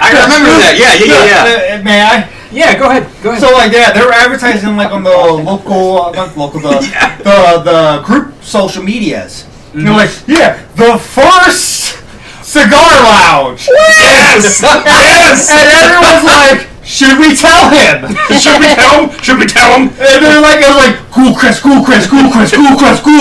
Damn. Just got tagged, these guys, again and again and again. And I again. remember that. Yeah, and then he's like, fine. First cigar lounge in the city. And it was like, I hate to break it to you, kid. We beat that too. We beat that too. 2018, we were in the city. I mean, Yeah. Motherfuck! So yeah, when you met it, it was like, oh, Ghoulcrest. Yeah, because I met him in 2019, Yeah. the year after. So that was his first year. Yeah, they were advertising. What the fuck was his prior to name? that. Yeah. That's the thing. I have a hard time remembering. Was it like a too. Scav or Something like that. Yeah. Because I remember, he didn't know who I was because people don't know who the fuck I am, which is great because then I can just go wherever the fuck I please. Of course, now some more people are going to know who I am, but I just remember seeing him at Cult Academy. I'm being all real friendly with Grosh. She's at her little tea table, and she's like, "Oh, Scab, here you go." And I recognize his name, and I'm like, "Oh, it's you!" Blah blah. And so he's trying to do the personable thing, and I get it. I could see the wear and tear on his face of oh my god, another person I have to interact with. What do you want? And I've been there. I get I know that feel. Yeah. and so I realized it's probably not the best time to introduce myself, but I decided, fuck it, and introduce myself anyways. And I saw the look on his face of just I don't like you. But I get it. He tried really hard and he wanted to bring something, and it to try and be I'm the first one to do this, and then everyone in the community promptly tell him that no, sir, you are in fact wrong. Yeah, is really disheartening for someone who's trying to bring something to the event. I know, but so I get why he's so jaded in that sense. It's because it's you're not getting a lot of positive feedback, and a lot of the Wastelanders can be very seemingly negative in the sense of how they interact with people. Yes. Yeah. So Especially online, especially online When you you don't have I don't interact negatively online. So my heart goes out to him. I wish he still comes back with another cigar lounge. They deserved it 100%. I really do wish he comes back with a cigar lounge because honestly, we've kind of just turned into more of a club to hang out at.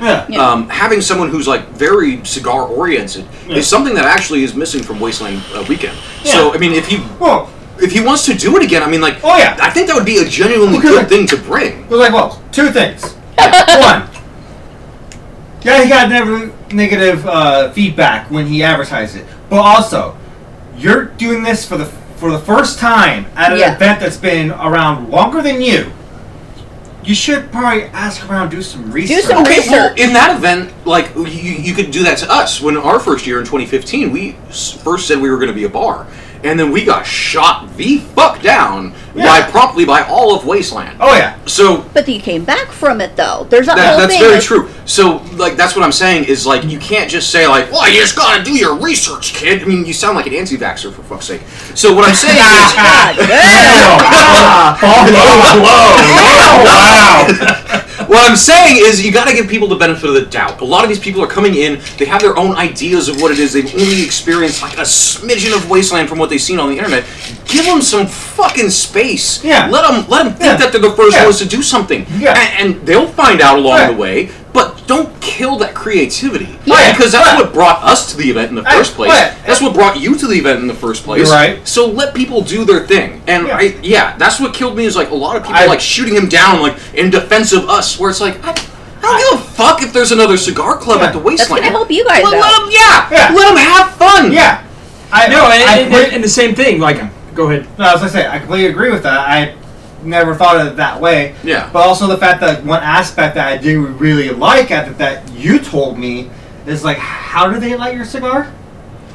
Well, I actually loved that because that was actually one of the most epic photos that I've ever had at Wasteland, and just like a bucket list thing that I didn't even know I had on my bucket list. Would you please elaborate what happened? So I, first of all, I like Major said, I loved the idea of there being another cigar bar. I wanted to understand if they knew their stuff. Because as a cigar smoker, as a cigar aficionado, cigar czar of Ghoul Crest, which is my official title, which is a brilliant, I love my fucking title. And I think that was Captain's idea, was Cigar Czar. Because it goes. I think it was Captain's Cigar idea Czar for my official title. That just rolls off the tongue. So yeah, I fucking love it. So as the Cigar Czar of Ghoul Crest, one of two, TK being our other, and the first, I can always claim that. I'm proud of that. But being someone who's kind of got that little bit of title, that little bit of notoriety behind them, I'm like, I want to go see what this other cigar bar brings to the table. I want to see if you know your shit. If I walk in there and you recommend a cigar and it's garbage, I'm going to be like, okay, you guys do your thing. I'm going to go hang out in the other one. The Ghoul Crest, of course. But, I'm not going to tell people not to go there. I'm just going to go hang out at the other place, at my home bar. Mm-hmm. But if they bring it, if I'm impressed, I'm going to stop by again. I'm going to tell other people, hey, there's more than one. I want them to thrive in a sense. Because like Major was saying, it takes some pressure off of Ghoul Crest. You're not the only cigar place in town. You might split the crowd a little. You might with a slightly smaller crowd. And you get to try, at the other bar, I had this really great cigar. Oh, cool. Maybe I'll go over there and try it. It just gives people options. Yeah, exactly. So I wanted that. So I find the place, and that was hard enough in itself, because I don't know if they had a big plan, and because people were negative, they went more low-key, or if they were always going to be low-key. But they were low-key, and it was hard to find. They didn't have a big lit-up sign. They actually kind of almost circled in their camp to where it was very much just them and a few friends. And I don't know, like I said, I don't know if that was because of the negative feedback or that was always the way it was going to be. But I finally find their cigar place on Saturday night. Okay. And I walk in, and they've got a generator set up with a couple TV screens, and they're sitting there playing video games. like 007, like classic. Dude, fuck yeah, that's yeah. Exactly. Like I thought that was rad. They're playing like 007, like CRT TV hooked up to a generator with like a Nintendo 64. Where the fuck was this? Hell no! Yeah. I'm legitimately mad now. Yeah. So I walk in there, and the guy who runs it and a couple of his friends or whatever are all playing like 4-player fucking 007 fighting each other. And I'm like, my childhood. This is pretty fucking rad. But the bar was really empty. It was just like the 5 of them. It was the 4 guys playing, and then one of them was married, so his wife was there also. Mm-hmm. And so I strike up a conversation with the wife because she's the only one not engaged in the game. Mm-hmm. So I had a great conversation with her. She's personable. She's showing me she had this specially designed complex Redding wing that had like these special engravings and details on it. I forget all the details. Anyway, it was a cool story. So then I'm like, I would love a cigar. And she goes, oh, hold on. We've got something for that. She pulls out a fucking flamethrower. Whoa! Yeah. Mind you, it's not a full, like, gigantic flamethrower. It's the propane style. It only shoots out maybe 8 inches or so of fire. It's like the little hand nozzle. Fucking rad. Just fucking rad. And they're like, we're going to light your cigar with a goddamn flamethrower. Hell yeah! I was like, I didn't know I needed this in my life, but I fucking needed this in my life to light a cigar from a fucking flamethrower. And so I have a picture of me taking that first hit off the cigar, and there's a fucking flamethrower right there. One of the most epic pictures I've ever had at Wasteland. He tells me this. He's like, yeah, dude, they light their fucking cigars with a flamethrower. I'm like, shut the fuck up. That's amazing. God damn. And I missed this? What the fuck? So I get in contact with them if they're coming back for future years. Like, yes, video games. You got to follow our template, wherein you just make a giant bright neon sign, put it on the front of a street, and hope to God that someone comes by your club to hang out with you. Just call it Flamin' Joe or something. I don't know. Yeah, I was disappointed not on them, but just that on, and maybe like you said, maybe it was negativity. But just that they had such a small crowd, I was just like, oh. Well, I mean, okay, granted, Saturday night at 2019 was like, I don't know anyone who wasn't, like, hurt, angry, or just, like, depressed. Yeah. Because, like, the Saturday night 2019, I woke up at, like, 5 p.m., just, like, hurting, sore, angry, and then, like, there's the wind. It's cold. Like, cold. Yeah, true. At Wasteland. It was fucking freezing. Yeah. And I just remember, like, thinking, like, are we even going to fucking open tonight?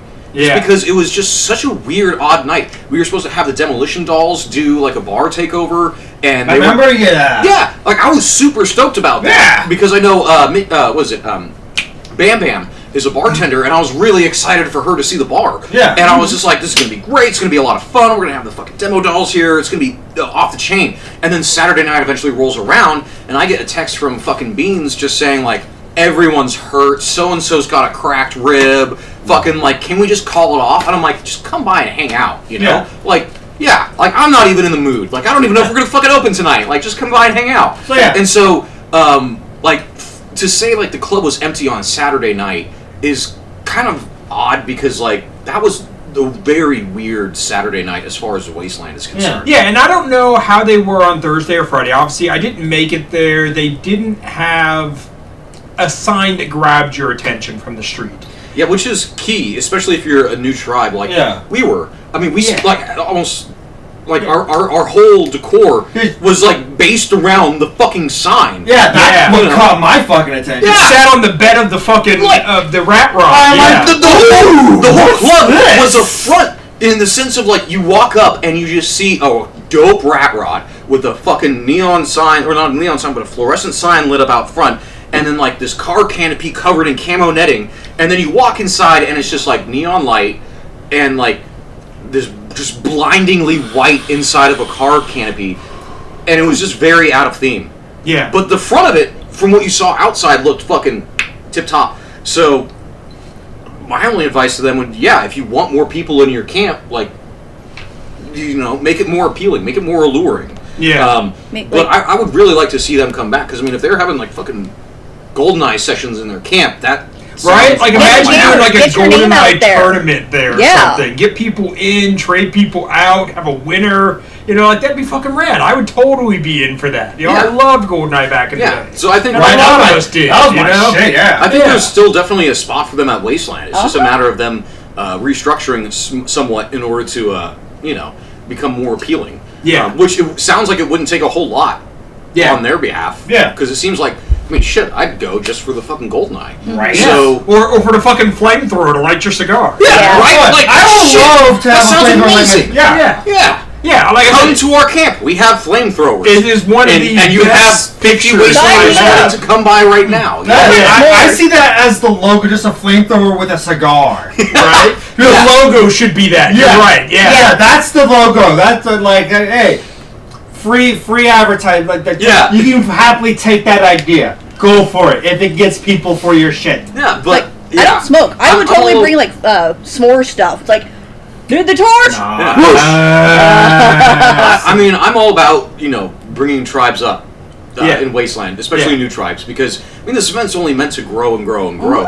I mean, there's no reason to say, like, nah, we hit the max amount of cap of camps, and there's only a certain amount of camps that can do this or that. You know, it's just fucking come.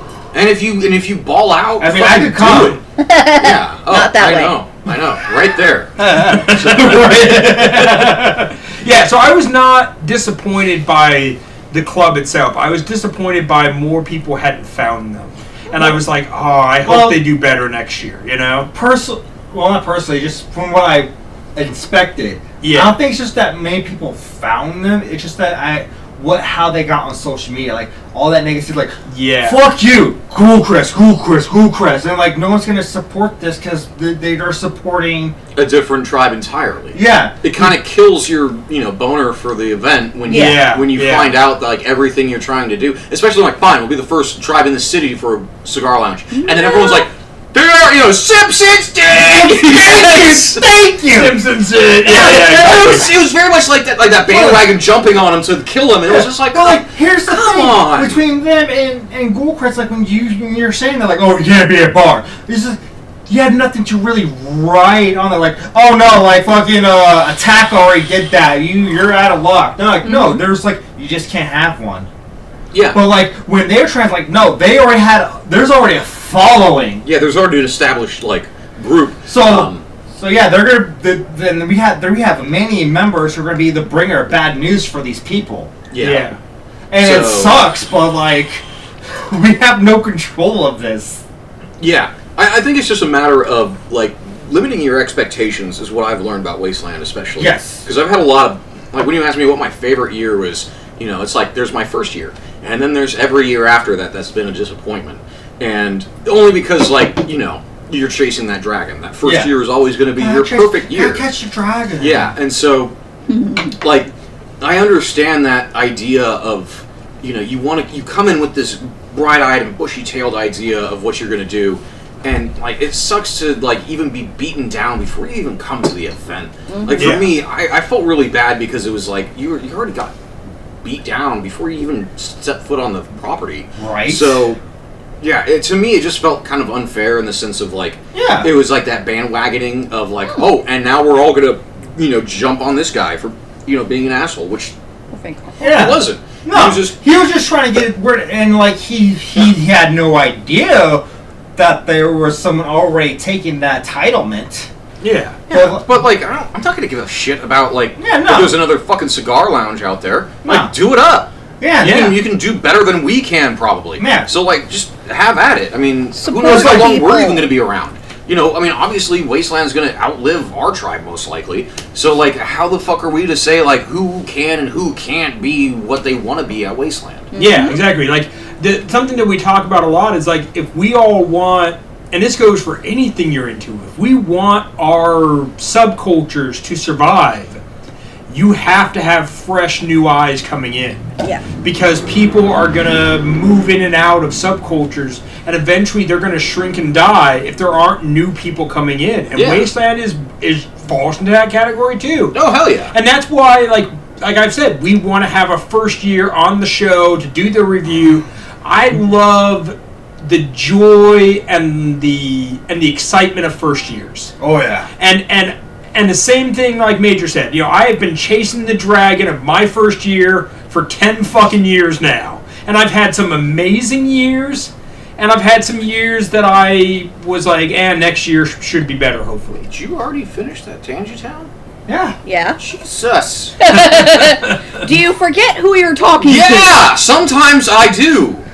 Fuck me, goddamn! Well, I shoved it. I got halfway through mine, and I made mine It's been a while after. since we hung out. Ah! It's been a while since we hung out. You forgot how I paced myself. No, I know, because I was like, you asked for another one, and I'm like, motherfucker, I see your glass over there, and then I pick it up. I'm like, oh, he drank his. Okay, I'm like, okay, so yeah, wow. Yeah, that's it.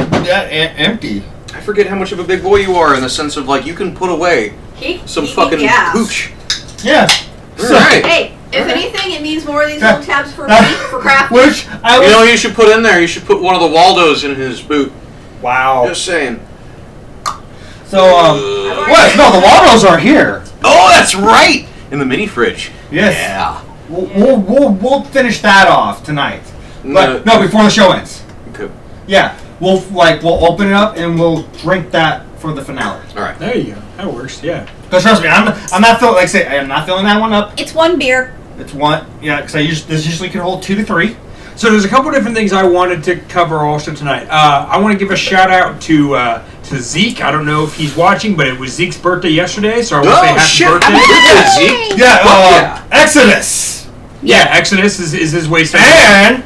And it's Figment's birthday tonight. Yeah. Birthday. Happy birthday, fuck you. Happy birthday, fuck you. Happy birthday, dear Figment. Happy birthday, fuck you. I love you, sweetie. I forgot to light the candle, motherfucker. On your cupcake, or I have a cupcake. Yeah. that you got? Where did you get that cupcake from? Rayleigh's. Rayleigh's. Yeah. Nice. I ate the frosting off of it. Here, show it on camera. Yeah. If you have a birthday this month, Rayleigh's gives you a free If cupcake. you're signed up for their, don't set yourself on fire. Do it. Light the Set beard yourself on fire. Light the beard on fire. If you're part You of gotta something shave it anyway. extra- Fucking do it with glory. No. Do it live. Shave it with a flamethrower. Oh, motherfucker. Don't drop the cupcake. I'm not gonna drop the fucking cup here. God Drop the damn. cupcake. Don't drop the cake. I love Here. you, sweetie. Thank you. Yay! Now I get to actually eat the fucking cupcake. I ate the Congratulations. frosting off. I've been And, seeing you eyeing it longingly. I'm this sitting here whole time. going, And something I wanted to do too, Zeke asked specifically. We do this a lot, but we'll keep saying it. If you want to support us and you want to support Wasteland, support Wastelanders. So Zeke has an Etsy store. I don't know if he's watching, but go ahead and link it if you want to, or I'll look it up later and link it on like the event page or something.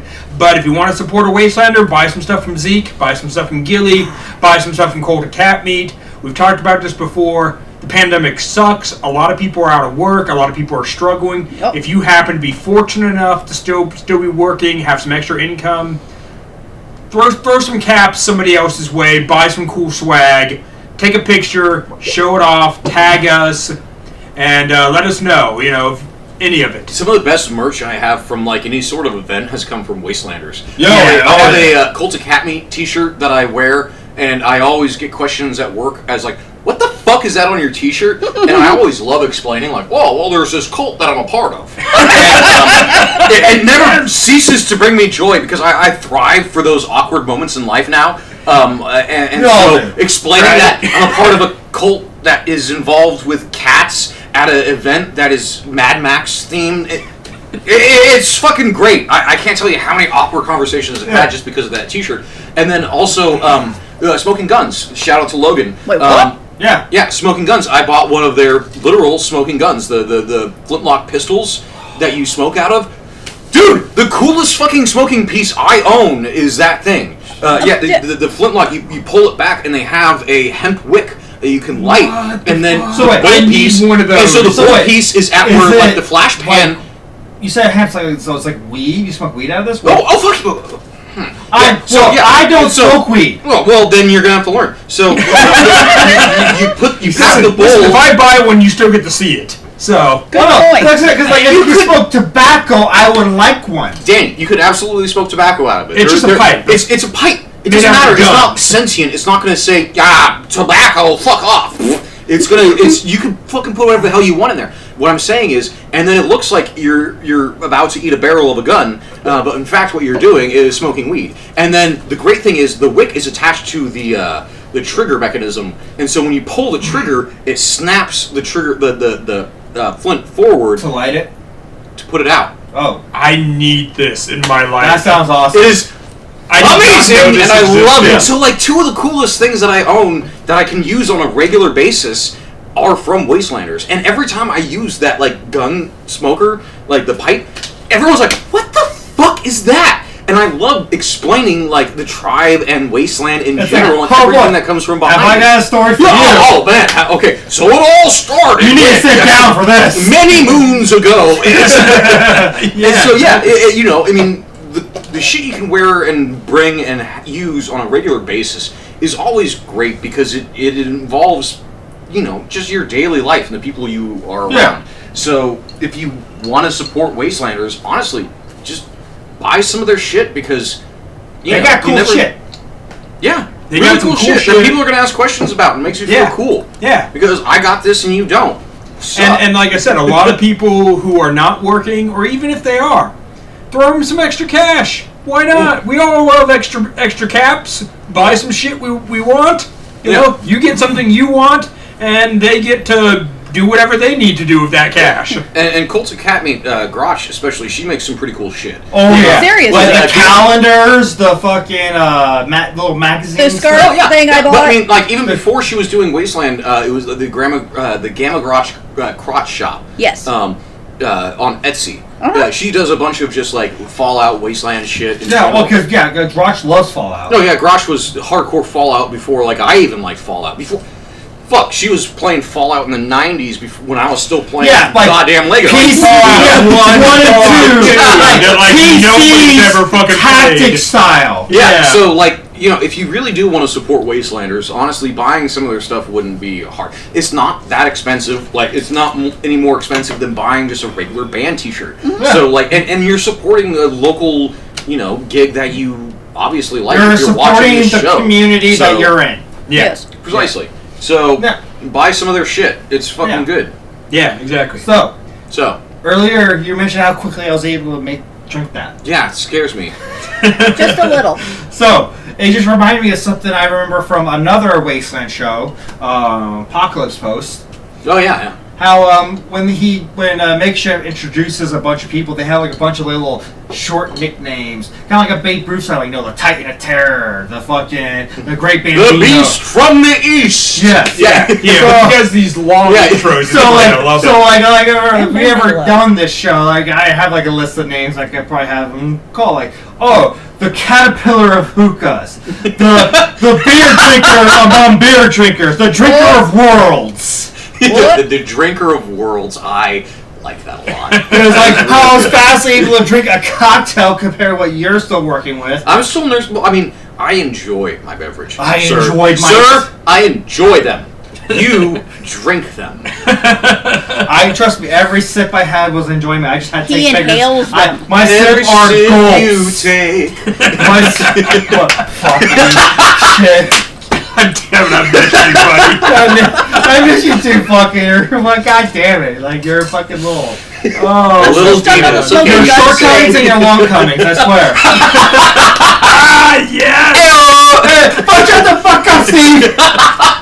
That will never not be funny to me.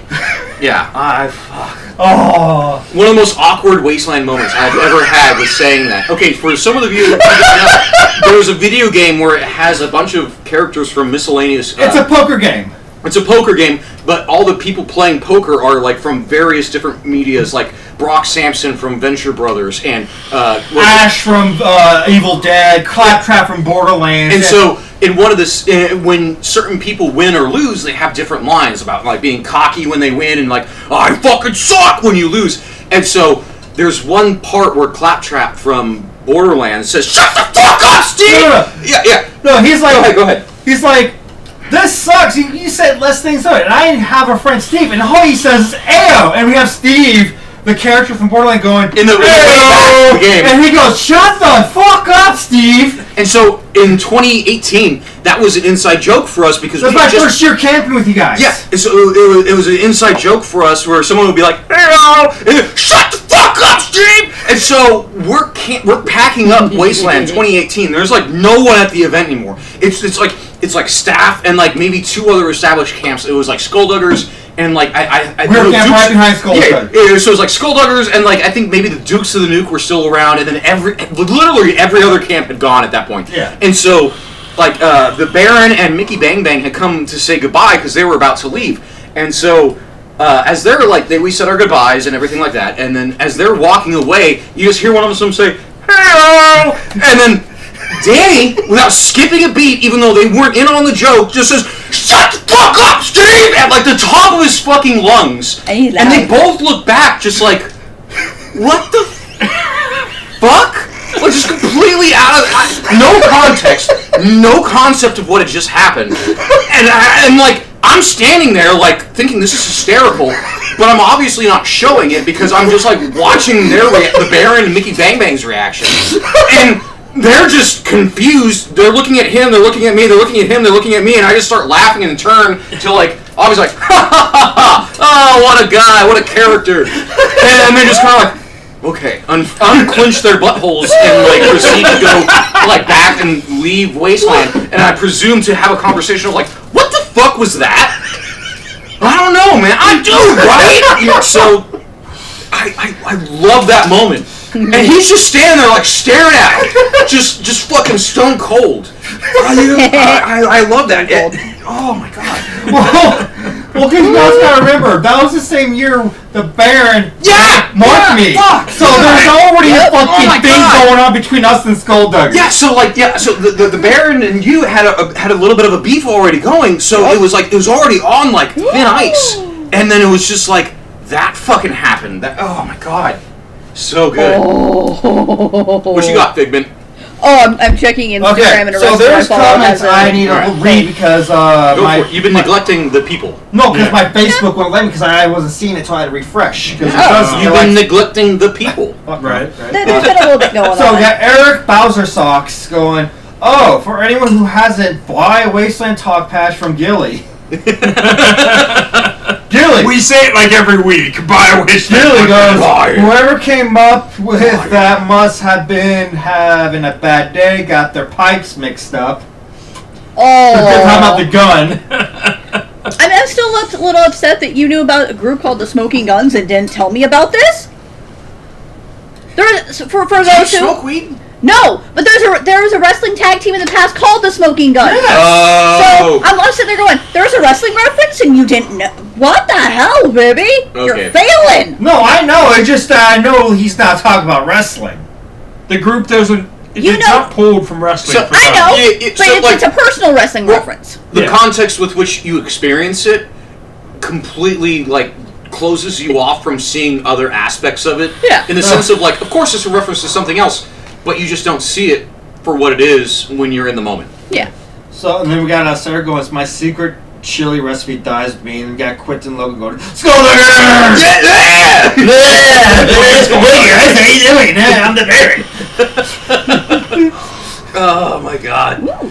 Fucking Baron. Oh yeah, he's that year was I still remember seeing him the very first year in 2015. He came into the club just fucking eyes like this. He's like, hey, how's it going, guys? And like him and Jerome had already talked for quite a bit at this point. I had never met nor heard of the Baron.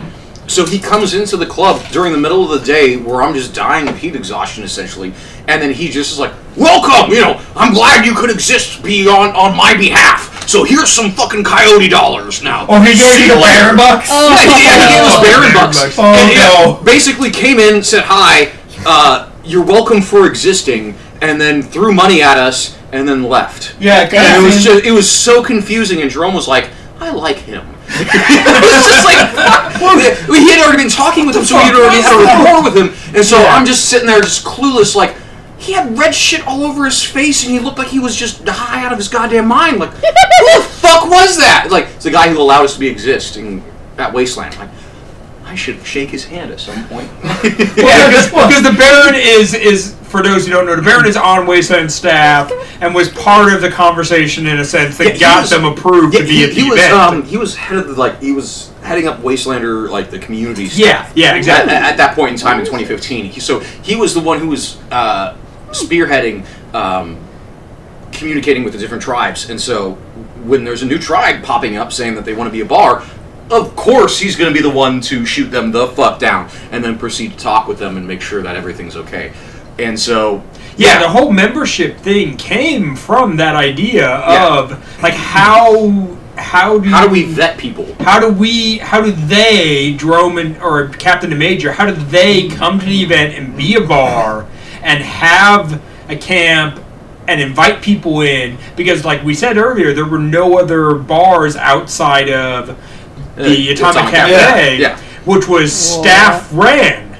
And so to be that first template that all the other bars ended up building on, they learned all the rules the hard way because they forged them in a sense, Mm-hmm. Yeah, but I mean, it was fun in a sense of we're paving new ground. Yeah, and at the same time, the event was willing to work with them to find a way to make it happen. But what was different was Jerome was having all those conversations with the Baron, and then not telling me. So when the Baron comes in with fucking boss cap, I'm like, who is this giant? And then this slightly smaller yet wider giant next to him.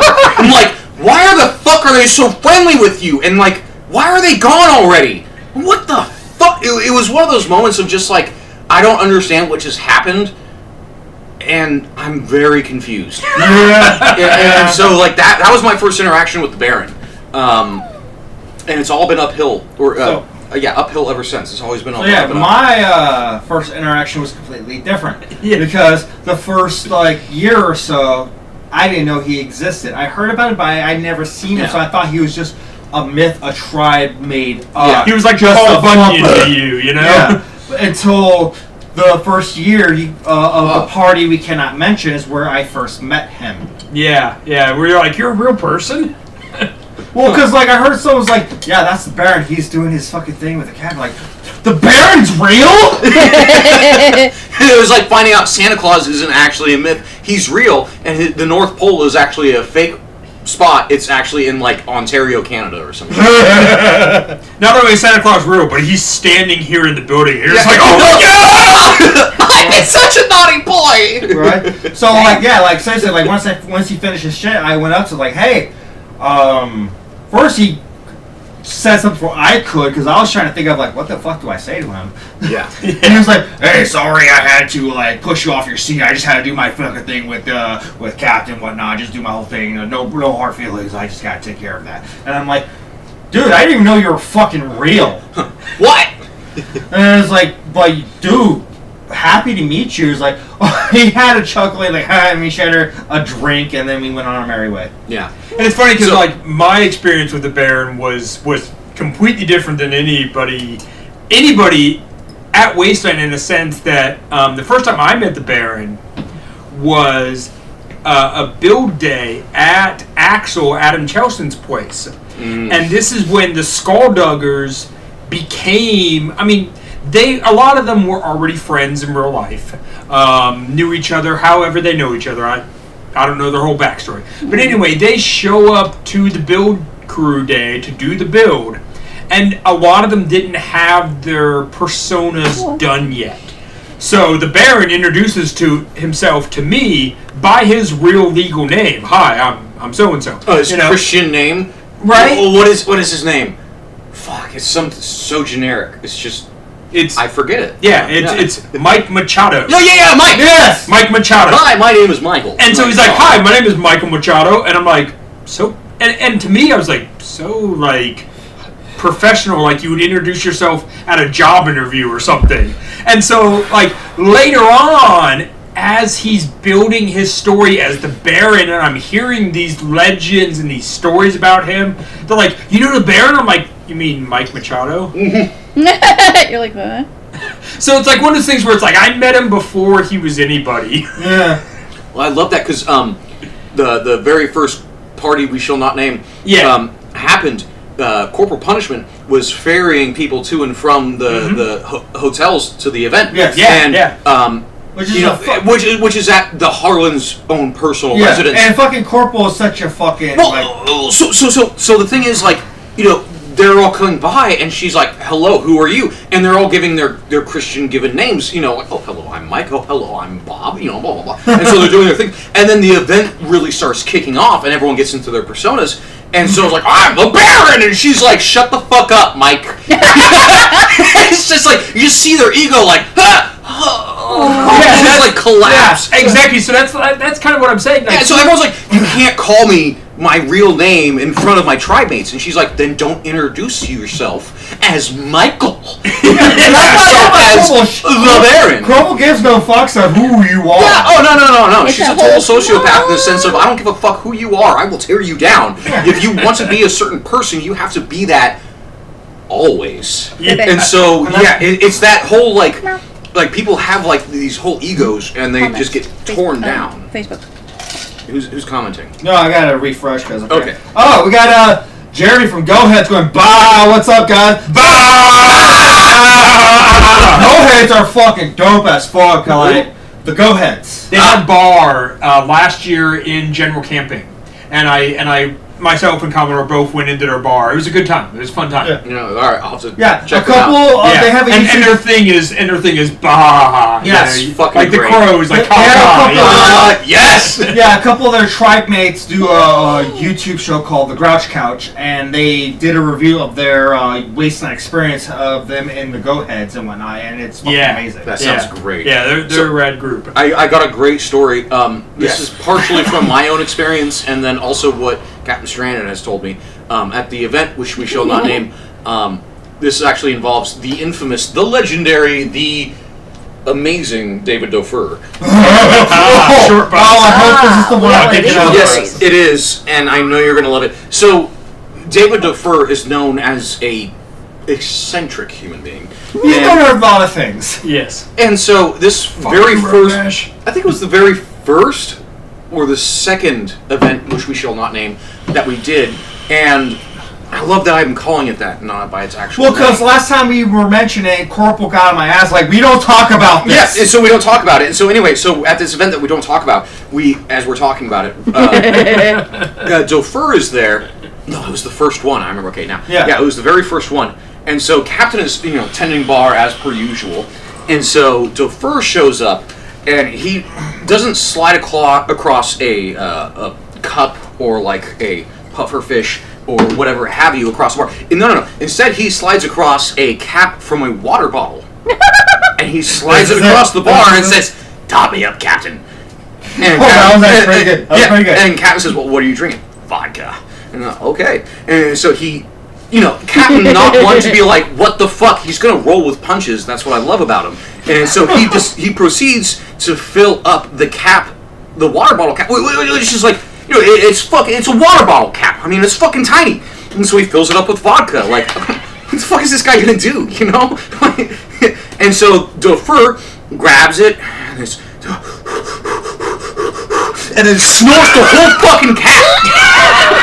God damn it! And then just unleashes this harrowing shit like, it was sounding like three beings just being brutally murdered in synchronicity. It literally sounded like someone was performing an exorcism. Yeah.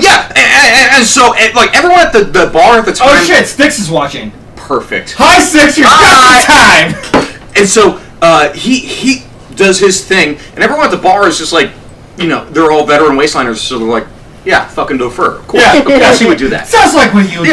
And so then, later on in the night, at this event, which we shall not name, we always tend to bring veteran wastelanders and then a group of, very young green wastelanders. Yeah. People who are, barely into the scene, but obviously they made a bit of an impact.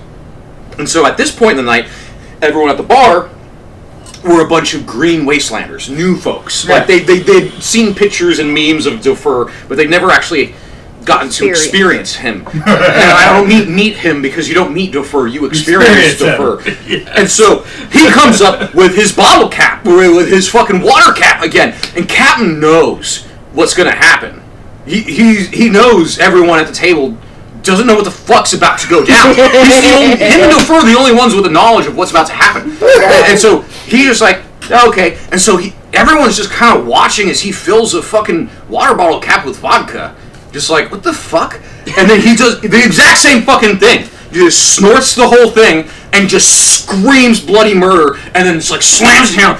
Oh, I think Captain's really good. You're a good guy. And then slunks off back to whatever hovel he crawled out of.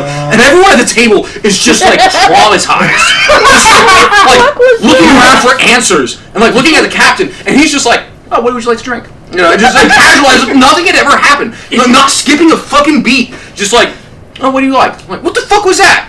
What are you talking about? I'm asking you what you want to drink. just not acknowledging it in the slightest. And just like letting people just experience Defer, which I think is like the best thing you can do. No, there's no one explaining the joke. You just have to figure it out for your fucking self. I'll say this much: if I ever had the privilege being behind the bar at Ghoulcrest and Dave Defer comes up with the ball cap, I now know what to do. Mm-hmm. Right. I don't think he parties like that anymore, per se. But that is one moment that I am very happy. Because I remember being out front and hearing the blood curdling screams and looking inside, and everyone be like, "It's okay, don't worry about it." And like, oh, all right. I mean, Sierra didn't say anything, and Captain didn't say anything, so I'm going to believe it. But still, it was nonetheless. Because I was out of the loop on it for all 3 times he did that. Because yes, there was a 3rd time he did that. And all times I'm just like, what the fuck is going on? And so I bring that up to Captain after the event the next morning when we're all hungover as fuck. It's like, what? Who the fuck was screaming? He's like, oh, that's a great story. Oh god. Captain loves this story. No, like I'm asking him this as like Lord Humongous is making fucking pancakes in his kitchen. So like, I'm standing there talking to Captain. Jim the pool guy. Yeah, Jim the pool. So it's like one of those like surreal psychedelic moments where it's like, are you on acid? Because Lord Humongous is flipping pancakes in your kitchen that I've done dishes in for years. Like, what the fuck is going on here? And I heard screaming, blood curdling. Oh, it's Defer. Don't worry about it.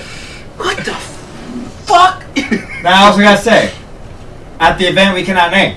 That was also the first time I also got to meet and talk with Lord Humongous. Yeah. Because I've seen him, I've solo around, but he's always seems like he's part of the event. Yeah, on stage. He's always busy. It's hard for me to just like, hey, how you doing? Nice to meet you. Hey.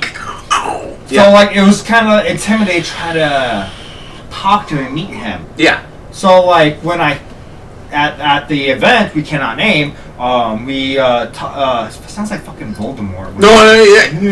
Yeah. Well, you do have the dark mark. Moving on. Well, that's beside the point.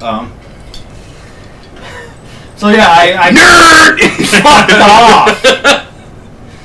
So yeah, if I see him, so I'm like, okay, let's do this.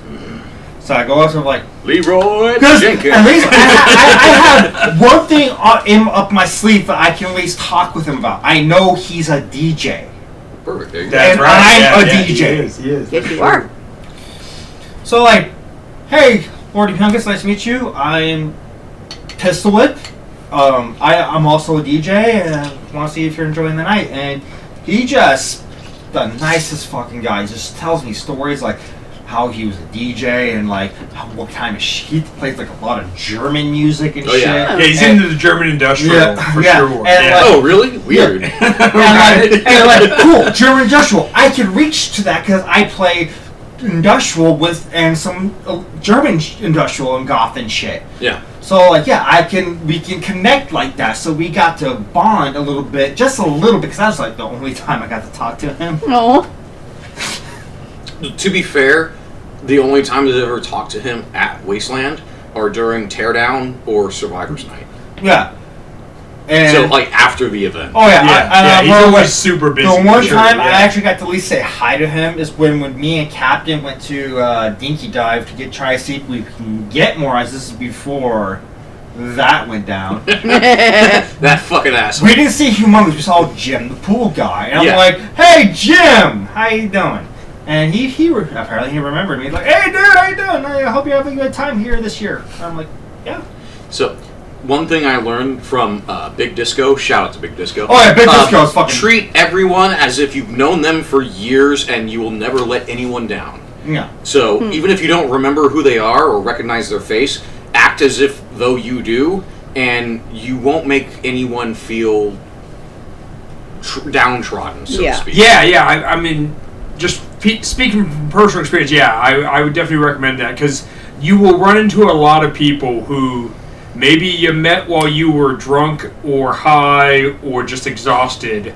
Yeah, I can't tell you how many times people are like, don't you know- remember me from 20 blah, blah, blah, blah, blah? And it's Yeah, like, to no fault of your own, you're like, no. Here's the thing I apparently just learned actually today about Big Disco from the Apocalypse Pose. Yeah, he's bad with faces, bad with names, but if he remembers what he did with you, that's really absurd. He will remember you. yeah. Yeah. But no, I really do take that to heart of what he said, wherein it's just like, just treat people like you, of course you know who they are. Yeah. Because, I mean, like, 9 times out of 10, it's going to be a good time where you're going to be friendly with the person and you're going to have a, like, yeah, oh, fucking great, cool, see you later. And, like, I've been walking around Wasteland City with him and run into those instances, and he, like, later on down the road, he's just like, I have no idea who the fuck that was.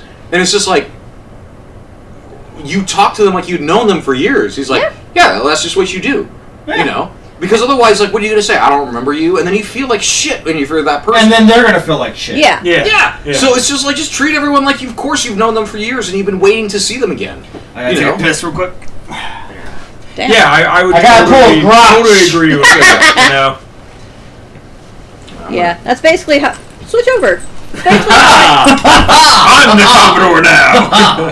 I'm below the all holy on air sign. Yeah. Right? That looks like just a giant light bulb on the It screen. looks like a giant was it moth trap? Yes. Hey, Where's, well, you- where's Moth Eater? It's gonna pull him in. No, he's right here, buddy. Yeah, exactly.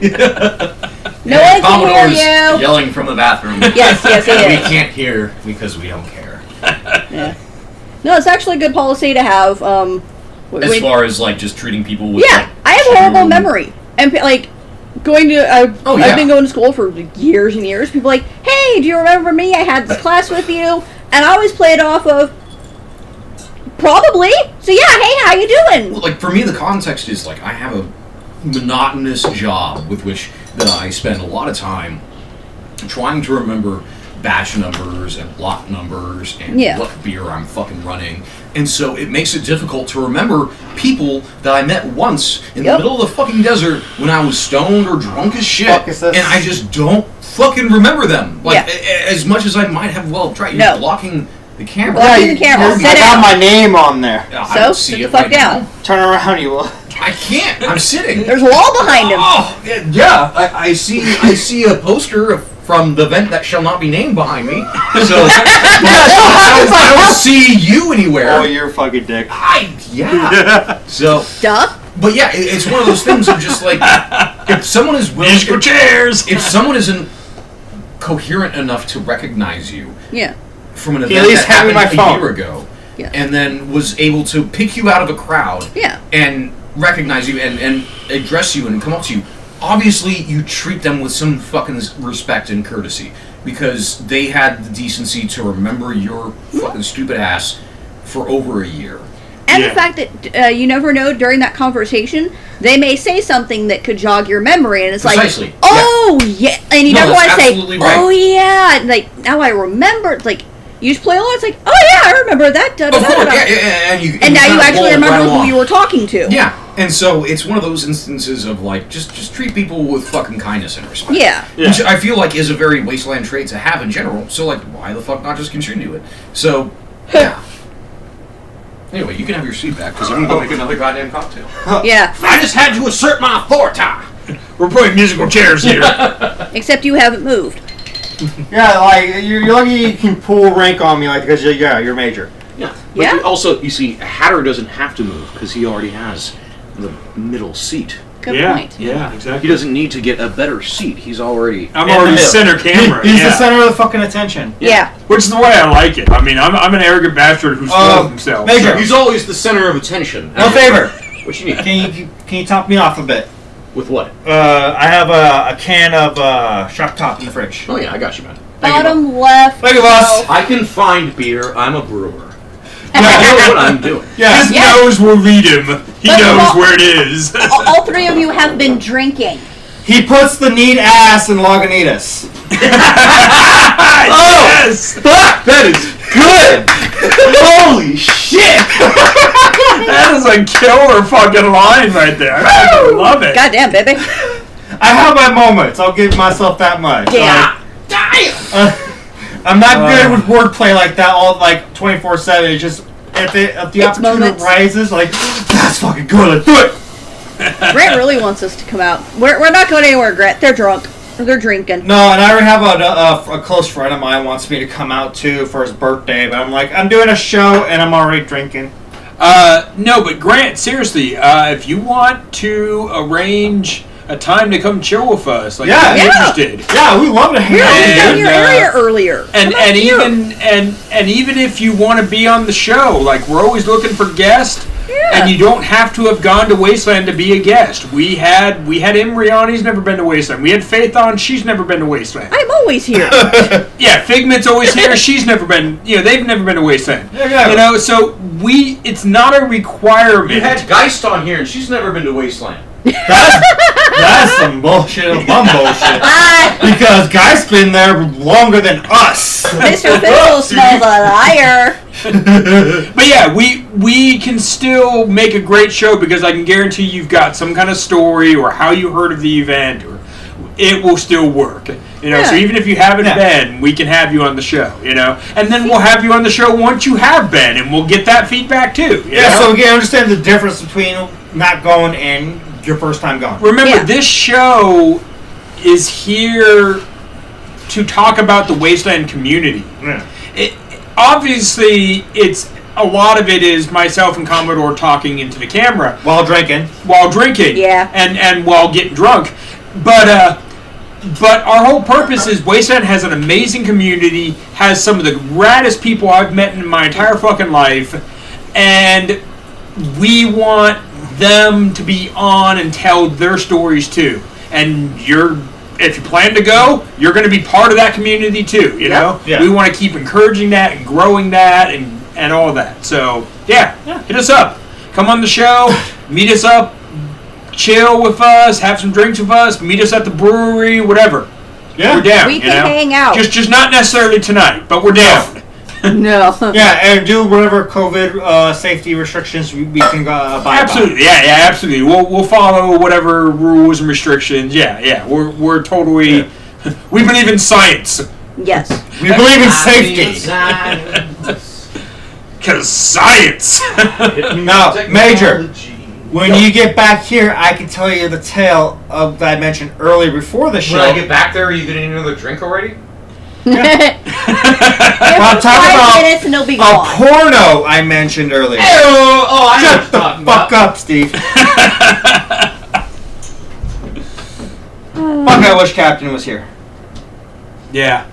So we had like the whole gang. Well, at some Well, point, plus Corporal.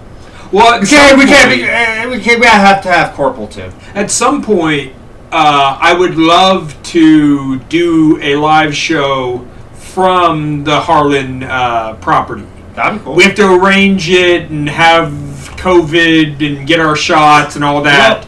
Make sure everything is in place as far as safety. But because that's the best way to have Corporal, Captain, Major all in one place. Everyone. Have the space to do it. So at some point, doing a show from their property, I would love that to happen sometime down the line once we all get our vaccines. Yeah. Because I know that Pops or Dr. Harlan is someone who's older and at a higher risk, and so I wouldn't want to visit if I don't have my shots and all of that, and put him at any kind of risk because he's an amazing guy, and obviously. So yeah, at some point we'll try to arrange that show with everybody. You know. Oh yeah, and I remember like when I showed footage and photos of the station, how it looks like Woolcrest. Captain made a little joke like, "Oh yeah, I could totally like put like the bar right there on the side and just like serve drinks to you guys and shit." It's like, hell I'm yeah. like, dude, if you bring Don't like threaten your, me with a good time. like, Right? No, seriously, like if you could bring here with at least your first bar, we can make that happen. Like no joke. Yeah. Yeah. Like I will like that because that actually sounds like an amazing idea. No, we could absolutely do that. And then if you did do it at the Harlan House, Yeah. we could easily expand the stage with the available, I don't know, actual fucking walls, and then, Yes. You Yes. know, make It's a it wall. legit. Yeah, it's like. Hey, these are real walls. They stand up. No, he's right. These ain't Ghoulcrest. Look, the only thing Ghoulcrest authentic on this fucking wall is that frame. True. I made that frame myself. I made it myself. I had Why to- is there bacon in the soup? I made it myself. So we got some. So it would be fun to be on the show, but I'm on the East Coast. Says Ooh. Sarah. Yeah, I understand. There's a bunch of people who are not within range. We are working on ways to have remote guests. So in the future, it will be possible, even if you live somewhere else in the Yeah. country, somewhere else in the world, to have you on the show. Like I remember we tried that kind of once with a band, which was like the worst experience we ever had on this. Like we actually had to make an apology Yeah. video Yeah. afterwards. It was so bad. But It was like an if we can experience. we have to get some other equipment, but I know how to do it. It's just a matter of we run this show out of our own pocketbook, and so having the extra cash to get the extra equipment, it's in the planning, but we'll get there. So I remember we also tried to do that on when we were trying to do our cars thing night when we were talking about the Wasteland themed cars. Yeah. Yeah, I've been able to do it from my personal Yeah, desktop. where we had tried to do the show in your room, which But there's not enough space in my room for both of us, but my desktop has the capabilities to do it. This desktop that we built for this show needs a few extra add-ons, and I will get there, I will do it. It's just putting aside some money and getting it done. So Yeah.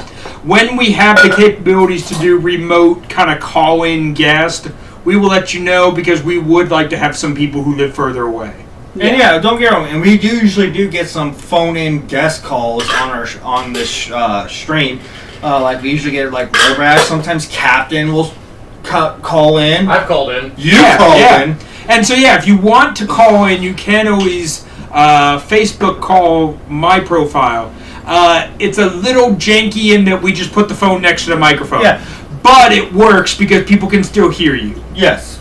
So, but we Like- will make it better eventually, just like we've been making everything for the show better over time. Oh yeah, and then like I have a little more addition of information about that topic once Major gets here because it's part of the porno topic I'm about to tell. Are you gonna live stream a porn?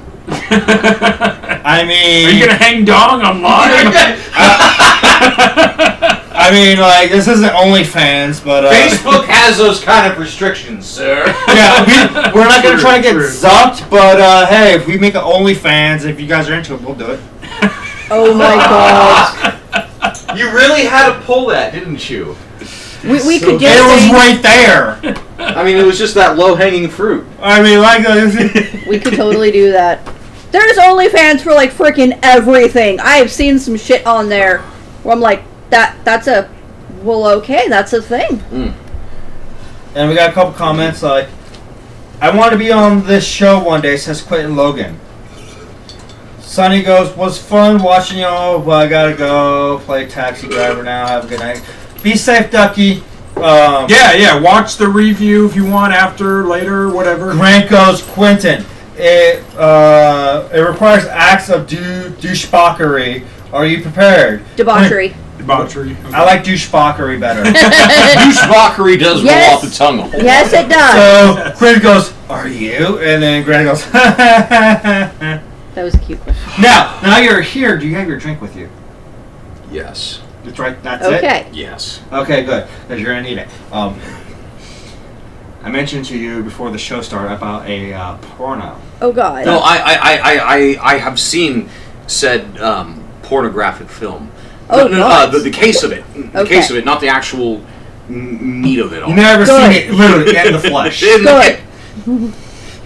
Yes, I have not. Be good. So, I heard that a certain Mike Kremling was involved in said porno. I mean, if you don't know, it's the Rad Stag Saloon. The runner and operator of that, I heard he's a part of this. Yeah, we did a review for anybody who hasn't seen that episode. We did a review of the porn with Tooch. Oh God. yes, Tooch and Oh, was that episode? Yeah. Oh my God! Monster was present when we watched this. Yeah, Of but course. he didn't come back for the review, but he was present when he watched it. Of course, Tooch would be a part of He the made the porn smart review decision. episode that Yeah, you guys would and do. Yes. Yeah. She watched it with us and then came back just to do that. It was episode. horrible. It was great. It was horrible, but also great. The Horribly amazing. The best thing that has happened in that film was seeing Dave DeFore Yeah. for that literally 15 seconds of fame. And he had one line. What was it? We all have to make a choice. That is so amazing. Yeah. Yes. Because like when we did the episode, when we actually reviewed and talked about that porn, he was a phone guest with us, and he was telling us behind the scenes shit like, yeah, they wanted me to say like we have to make this and this, but like you know what, fuck it. I was like, choice. What are they gonna do? Yeah. What are they gonna do? Cut me from the movie? No, but they sure the fuck killed him off right after that, and then Yeah. him and apparently Tim and apparently other couple guys dragged his dead carcass off the fucking set. It's fantastic. But like the sex scenes were highly vanilla. It was Yeah. bad. It That's was unfortunate. For Wasteland of all places. That's what I was saying. That's what But made it wasn't. That's what It's not everyone like was it was saying. directed by Wastelanders. no. I was gonna say, like, at least have some knife play in there. Yeah. Because I mean, like, come on. No, we were Yeah. lucky we got one anal scene. And it was bad. It was at the end. Yeah. too. Appropriately so. Well, I mean, but still, you had to wait through the whole movie to see one racy scene. Well, like, Yeah. from what Dave, because Dave DeFore, again, he was part of that film. He adores that film and he treasures because he was a part of it. Yeah. And like, it seems like that was some of the best part. If you were a part of that film, you had an amazing experience being on set with people and with porn stars. Now, Yeah. what year was that? I believe it was 2014. 2014, somewhere in there. Because that's what I've been hearing. I'm just sad that they couldn't have shot it somewhere more prestigious. Yeah. Say a club that has a higher reputation than others. Starts with a G. It has some less than reputable couches around that they could use. Oh God. It's more of a cigar lounge than a bar. You know, they're not actually couches. They're more like Car seats. Has a second floor. That was the other thing. The reason why we chose car seats, because obviously Mad Max, car themed, but also because Pick and Pull sells them for $50 every Saturday. That's Huh. nice. Yeah. So $50 for a couch, pretty sweet. I went to Pick-a-Pole for the first time, like about a month or so ago.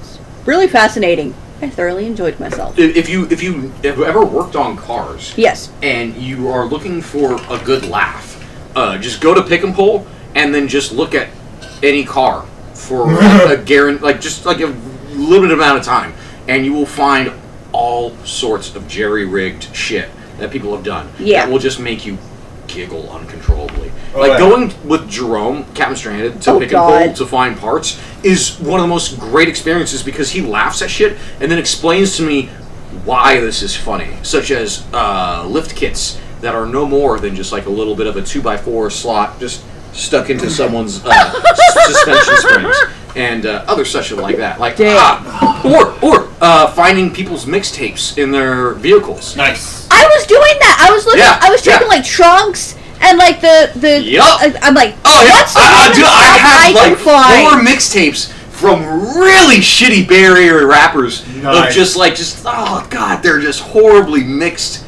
I halfway want to go back. It's so bad. It's good. It's hilarious. Yeah, I found a Disneyland antenna topper at one point. Yeah. Like, that's mine. Yeah, nice. Oh no, the porno was mediocre. Yeah. But we have a actual physical copy of it Where? behind the set. Is it over there or is it over here? No, it's behind the set. It's actually probably in the room right now. Probably. We have it. Yeah, we have a physical copy thanks to Godfather, aka Ron Griffin. Yeah. He sent us a copy. Yeah, because he was. Who was it made by? The production company. Digital Digital Playground. Playground. Okay, I'm gonna. You can buy it off the website, but the price is not worth it. And it was. Hold on. If it's not Figment's got it. Don't worry about it. Yeah, I looked it up it's last double time. digits. It's not worth it. The best I can give it's like $9.99 at most. at best, really. Okay. Like I think it's seriously, more I than would. that, I'd rather yeah. pay $5 for this fucking thing. But I mean, it was nice in a sense that, you know, they used a lot of vehicles from Wasteland. They used a lot of extras and background actors from Wasteland, but they kind of did their own thing with their set and their storyline and all that. Got it. But yeah, it was. Subpar. Yeah, exactly. Yeah. Mediocre. as I Yeah, would say. yeah. Bad. And for a group of Wastelanders who, I mean, trust me, we all watch some kinky stuff. I'll put it that way. We're like, really, this is all you got? Yeah. Well, we're Wastelanders. We're a bunch of sick bastards. So what we expect in our shit. Wasteland porn, we expect high results. We have standards. So apparently, parts of the streaming parts are on sale right now. So No. HD download for Stream for Life is $17.49. It's That's too much. That's too much. 30% off. Yeah, fuck that. No, Regular no. stream is $9.79. Oh, so it's the non-HD So version. like that's fine, but it's not HD, so not worth it. Yeah. HD rental for 7 days for $8.39. Uh, You can buy it for on DVD for $20. No, and apparently you can buy by the scene. Yes, you can. No, yeah, well, because it's the modern age. Of course you can. For $4, you can buy different scenes. No, And no. they're bad. If it's in its entirety in HD for $9.99, I'd buy that. But from what I'm hearing from people, No, it's $17.49. no. Yeah, Ron gave it to us, so that's free. So that's a better deal Yeah. than most. Yeah. 'Cause, like, I think in some ways he was looking for a like, chance to get I mean, rid of it. if you're really that curious, after the You show, take I it. can show you at least the first scene. Oh yeah, no, we're totally doing that. Oh, God. Yeah. Oh, fuck. I'm legitimately drunk enough to do this shit. So before we get to we that- can turn this into a porno critique. We can stream don't this on Pornhub if we need to. Before we get to that, because we are actually we're over time. I No, wanted we to have a do- guess. There is no overtime. There's only Zoom. No, no, no. time So is here's it? the thing. It's like 9. It's 9:41. like almost 10. It's Ah. almost So 3 no, hours. here's the thing. Okay, this is what I want to do. We have done this in the past. You have your foam finger over there. Yes. I want to do Yeah, the Yeah. fuck you of the episode. And I know exactly because him. So yeah, every episode, I gotta take my glove off. we're starting to try to do this.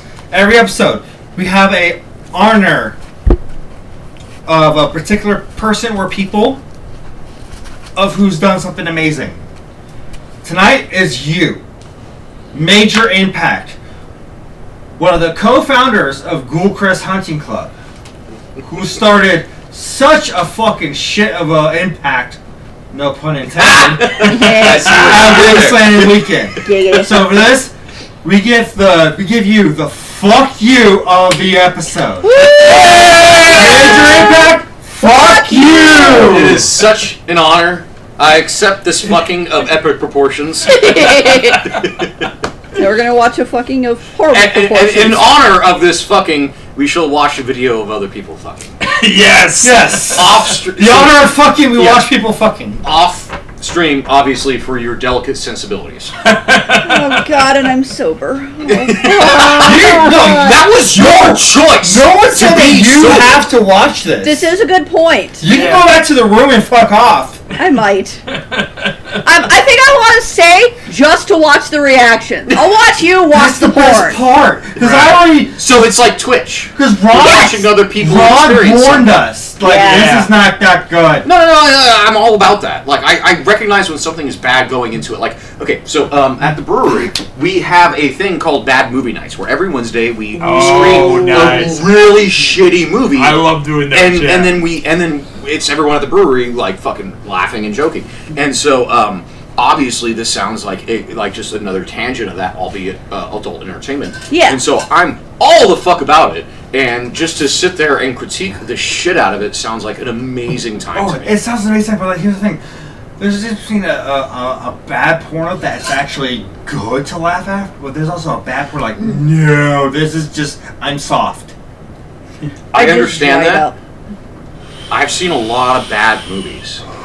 In that same vein of just like, it's a bad movie that's fun to laugh at, and then there's bad movies where it's like, man, I'm having a hard time watching this. Yeah. So I get that. And so I know what I'm getting myself into. Okay. And it's just one of those things of like, I know that it's going to be a bad thing, and I'm just going to go ahead and live with that. I mean, you got up! What am I supposed to do? Stay in your fucking seat! No! God damn I don't see your name here. Get out of the camera, you're blocking Hatter. I need to do something. Oh, well, this fucking, wow. You look good there on your knees. Make it work. Hey! Figment coming through with the wind. Fuck yeah. Here, hold on. Hand me the church key. I want to show it to Major. What you got? No, other way. Pull it out. Pull it out. She said. So, I don't know if I've ever shown you this, but this is my church key. Now, if you've ever heard a bottle opener called a church key. Oh, no, plenty of times. Okay, so for anybody who doesn't know. Really? Really? Come on? Of all the fucking people you're going to say that to. True, you're right. My bad. I apologize. Yeah, exactly. So, for anybody who doesn't know, if you've ever heard a bottle opener called a church key, there is a tradition in monks that brew beer where they would take the back part of their key to the monastery or the church and carve into it a bottle opener. So this is a remake, not an original, that I got at Renaissance Fair years ago. That is a genuine church key because it's a church key and it's a bottle opener. You know? So we are going to toast a beer not share, but toast a beer that Major brought for us to enjoy. Well, not only that, Am I allowed to say that this is your affiliation?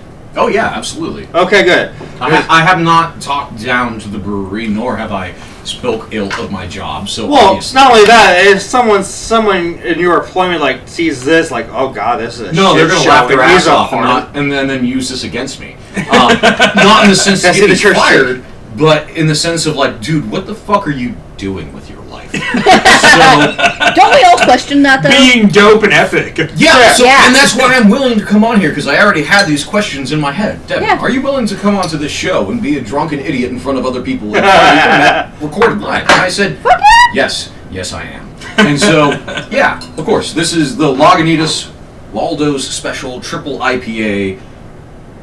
11.7% alcohol by volume. Oh, that's high for a beer. It's we're already been drinking. You it's seen a us good beer. drink. It's our seasonal release. I look forward to this every year. It's really weird that we're actually drinking this now, because it's usually released on April 20th. Oh, 420. Nice. But I can smell why. We live in the COVID world, so therefore, fuck it, we're doing it live.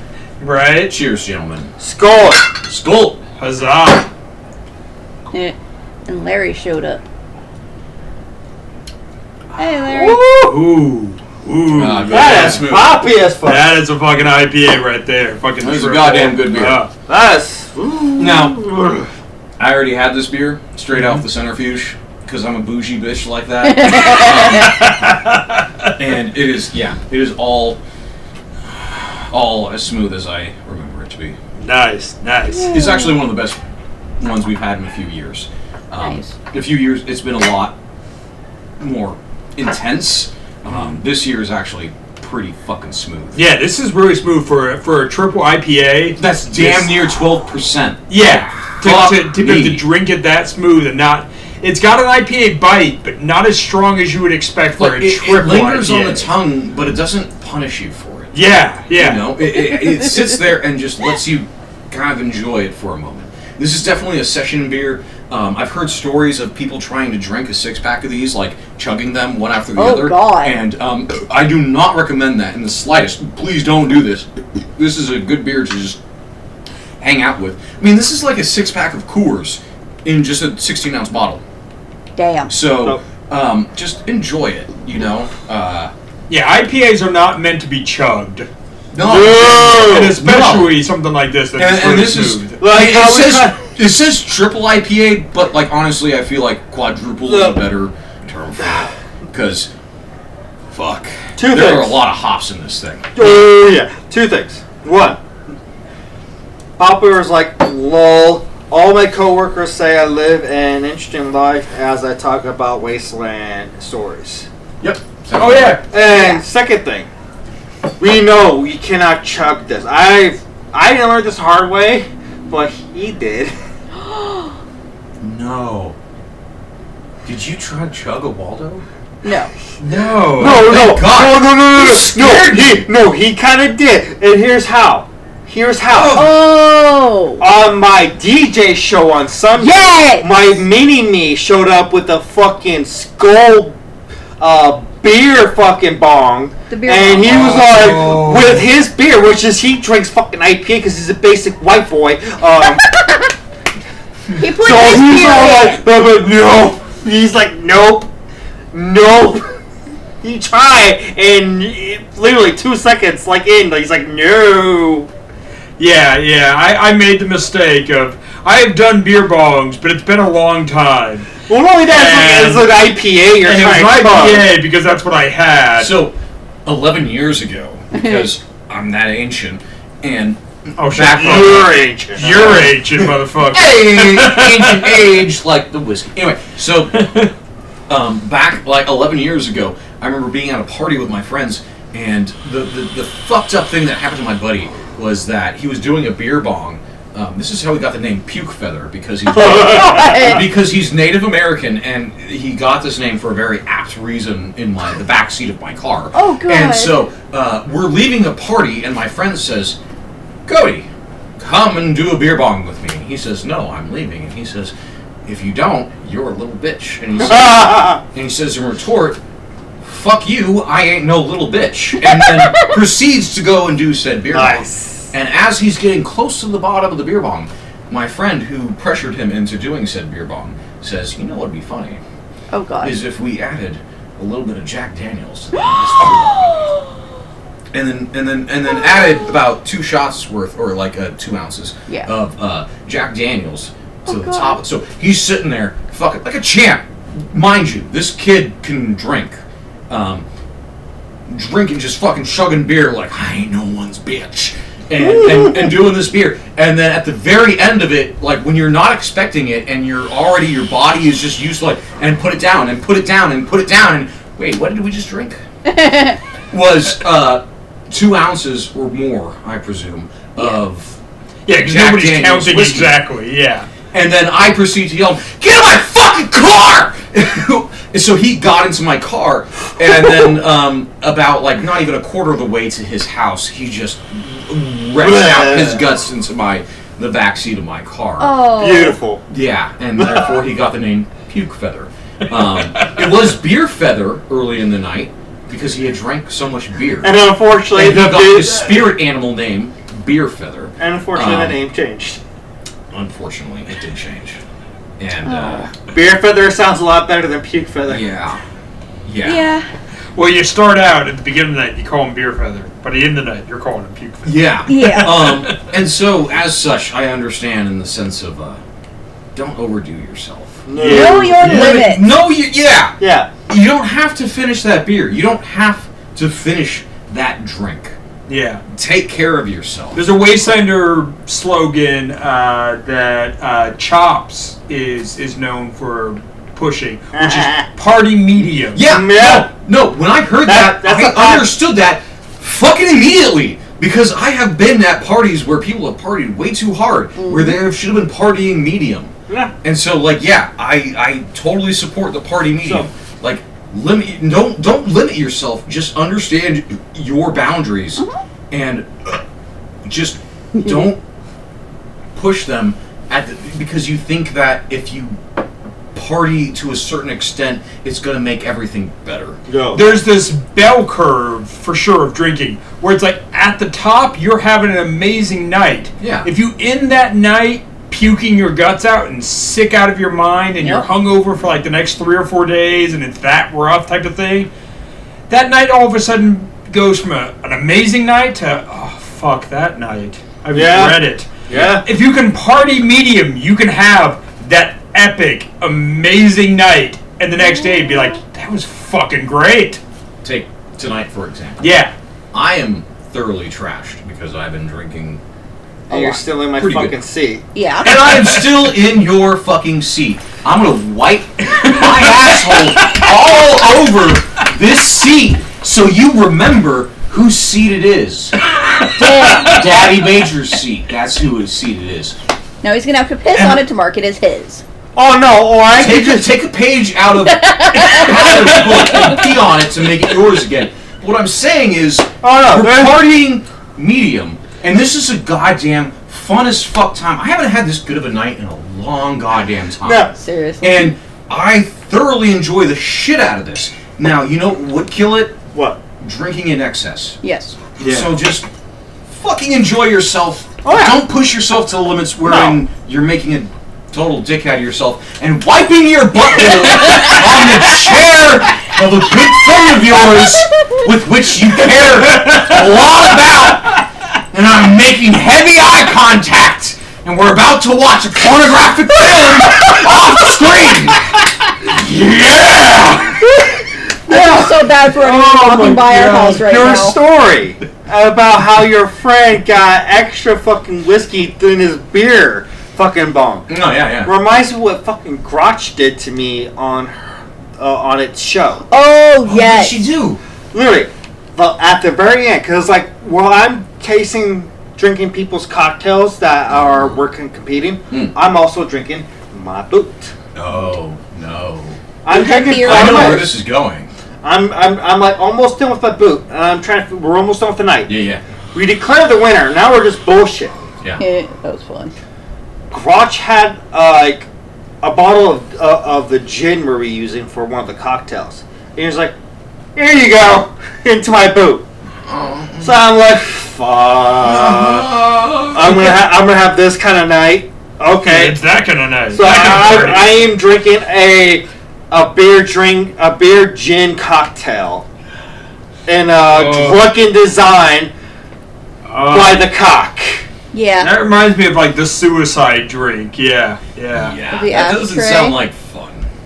Now the botanicals of the We shit used to would do mix this really well thing. with the hoppy aroma of the Back in No. the day, back years ago, I lived in a house full of bachelors, and we were definitely the party house.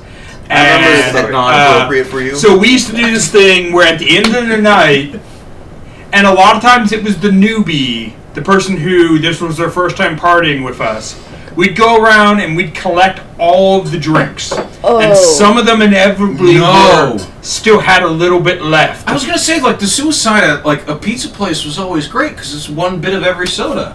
So what we called the suicide was all of those little bits of all those drinks, and we would pour them all into one glass, and then we'd find the person who it was their first time there, as long as they weren't already passed out drunk. If they're still awake, that drink would sure as fuck make them. if they're still awake and still partying with us, you get to drink the suicide drink. Okay. That is all of the leftovers. Now that does remind me of. I'm sorry, you wanted to say something? I should say this is just a comment, an idea. Ghoul Crusher did this. No, what? No! Punish people. It gets people out the door. No. When we want to go to bed. Ew, no. Mind you, this was when I was in my 20s. I was definitely We have more of corporal a... punishment for getting people out the goddamn door. Fair. Wait. Mom gets That one's everyone funny. out. It was one of those things where it's like we've Go ahead. all experienced something like So- this. You got to experience it too. So you know. we got Mad Ratter going as I keep thinking, how did Wasteland Talk get Danny McBride on the show? You talking to me? Yes. Yes! You're Danny McBride. I see this as an absolute win. Dear gods. But yeah, okay, go on. I am eastbound and down, so I mean it makes sense. 'Cause I'm eastbound from where I normally live, Yes, you are. and then down because I am depressed. As we all are. And in point. the age of COVID, it's It's a lot of depression. Yeah, very true. yeah. We I just mean, they had called it. the Great Depression the Great Depression, but they didn't really know what depression was. 2020 was one hell of a drug. Yeah. Would not recommend. No. 0 out of 10. Yeah, 2020 out of 20 out of 20 would not recommend. 0 stars. Yeah, 2020, 0 stars. Dud. Do not recommend. Fuck. All right, yeah. Oh, god damn Fucking- it, Brad. This is all over the Oh. place. Thank you to the on Facebook. I'm glad we started this sober and then slowly deteriorated. That's how the show works. No, it's great, especially with the guest, because I like getting really alcohol-heavy Sauce? cocktails into your fucking. Watch out, that's It's seen worse. It has blood on it. that's the offensive we cannot say poster. It like I said, it's seen worse. Trust me, it will survive this night. I see a name on that. I've seen worse. That's the other thing we should do. This isn't signed by Rush. No, but it has another name on there I'm not fond with. Yeah. Okay, yeah. We have to, you know what we need to do is the What? posters from the later years that we have, we should frame those and put them up too. Rush though, with Rush Hicks, he actually signed his name in blood from when he tried to walk on glass and failed because the Baron was on his back and he realized the Baron is a lot heavier than the usual people he has on his back to walk across glass with, and then proceeded to get a piece of glass stuck right through the bottom of his fucking heel. Oh! Oh yeah, oh yeah. Oh. Oh yeah, brother. I know a worse story about Rush. No. So do I. This is just the one that's relevant to this fucking poster. Yeah. Because then he took his bleeding heel and decided to dip a little bit of his fucking blood onto his finger and then sign his goddamn name on like 5 of the posters. Yeah, I don't have one of those 5. Yeah. Oh, But Phil does. Sticks. Six. That's nice. But I know Rush well enough that I don't need to worry about his blood on my fabric. That's good. I'll go with that much because like I'm not saying it's a bad thing. I'm no, saying it's it's not. Like I adore fucking It Rush. makes like, them unique. as far as Pokemon cards go, this thing's collectible. not a collectible. But Rush, it's first edition. Yeah. Rush is first edition White Star. Holograph. Black Star. Holographic. Damn. Charizard. Yeah. Fuck. But no, Yeah, just, you know. but like I was debating between this one and the other one where like we're all on it. Oh, shit. Even That one's really good. And you know what's funny? I had it, but You know who designed that one? ooh. Guess. Critical Bigs. I was And going to you know say who's at I was Critical looking at And- Critical no. Bigs or Do you know who's at the very center of said poster? Random guess. you. No. Random guess as to who might be, who designed the poster, who's at the center of said poster. Critical Bigs? Oh, weird, right? Fucking weird. I don't Heard remember. the person who designed the poster. I don't remember Critical Bigs on the fucking poster. Yeah, because it's just kind of like he shaded out most of the faces. But if you look at the mohawk, that is very No. distinguishable. Because no, I see like the tribe members like you, Captain, Corporal me. No. There's all like the presenting. But that little black faded spot, Yeah. that's a fucking Christ. Yeah, because it's a picture from the first party that shall not be mentioned. Yeah. And it's from behind the bar, and there's Captain, and then in front of the bar, facing, are a bunch of Wastelanders, and the one that just so happens to be serendipitously placed front and center is fucking pigs. Yeah. Now, Which here's is, my I mean, like, only if you're thing. gonna troll anyone on like, you're gonna throw a party, so you gotta put a poster up, and then you're gonna do the whole thing. Yeah. Like, of course, you're gonna make yourself front and center, Oh, which yeah. top level troll, and I love, and wasn't noticed until after the fact. Extra troll. Here's my only critique. Cheers to fucking Vince on that Here's one. my That only was critique. fucking great. And this is not a negative critique, more of like I'm a jealous petty bitch. I'm not on a goddamn poster for that Yeah. event. Because you didn't put money down for it. Oh, fair, Well, fair. Now here's Fair. the reason why I chose that one despite a name on it compared to the one where my actual face is on. That is the first And arguably the best. event that we cannot name poster. Yeah, Yeah. I missed that year. That was a goddamn wild fucking night. And I missed that. Oh, year. yeah. That was Oh. like back when Wasteland was just straight up fucking magical. Yeah. And that's when I was- first, again, since my ex's name on that, that's when I first realized at the event. Because at first I thought me and my ex were so cool because I thought we were so on talking shows, and I went to go say hi to them. They really two-face, snooted at me and turned around and walked away. And I'm like, oh, I guess we're like that now. I'm gonna just go to the bar and have Captain just make me drink shit-faced. And he did. He literally gave me a row of a bunch of shots. I'm like, I'll take the lot. So that night started off with me drinking 3 shots of Jameson, which, by the way, it's a lot of Jameson. Mm-hmm. But the other thing is too. Also that night, we saw a marriage being born Which one? between Styx and Fable. Oh, yeah. Yeah. That night is when they met for the very first time. Oh. And that is honestly like quite a magical moment. I love them as a couple. Oh fuck. Other than Yeah. individually as people, definitely. Oh yeah, Yeah, like okay. So Fable was like one of the very first Wastelanders that I actually had like a genuinely good time with in 2015. No, and same then thing. Styx in 2016 was like he came up to the club and was like, "I want in," and I was like, "You have chicken nuggets," and he was like, "You want one? Let me in," and I was like, "Yep."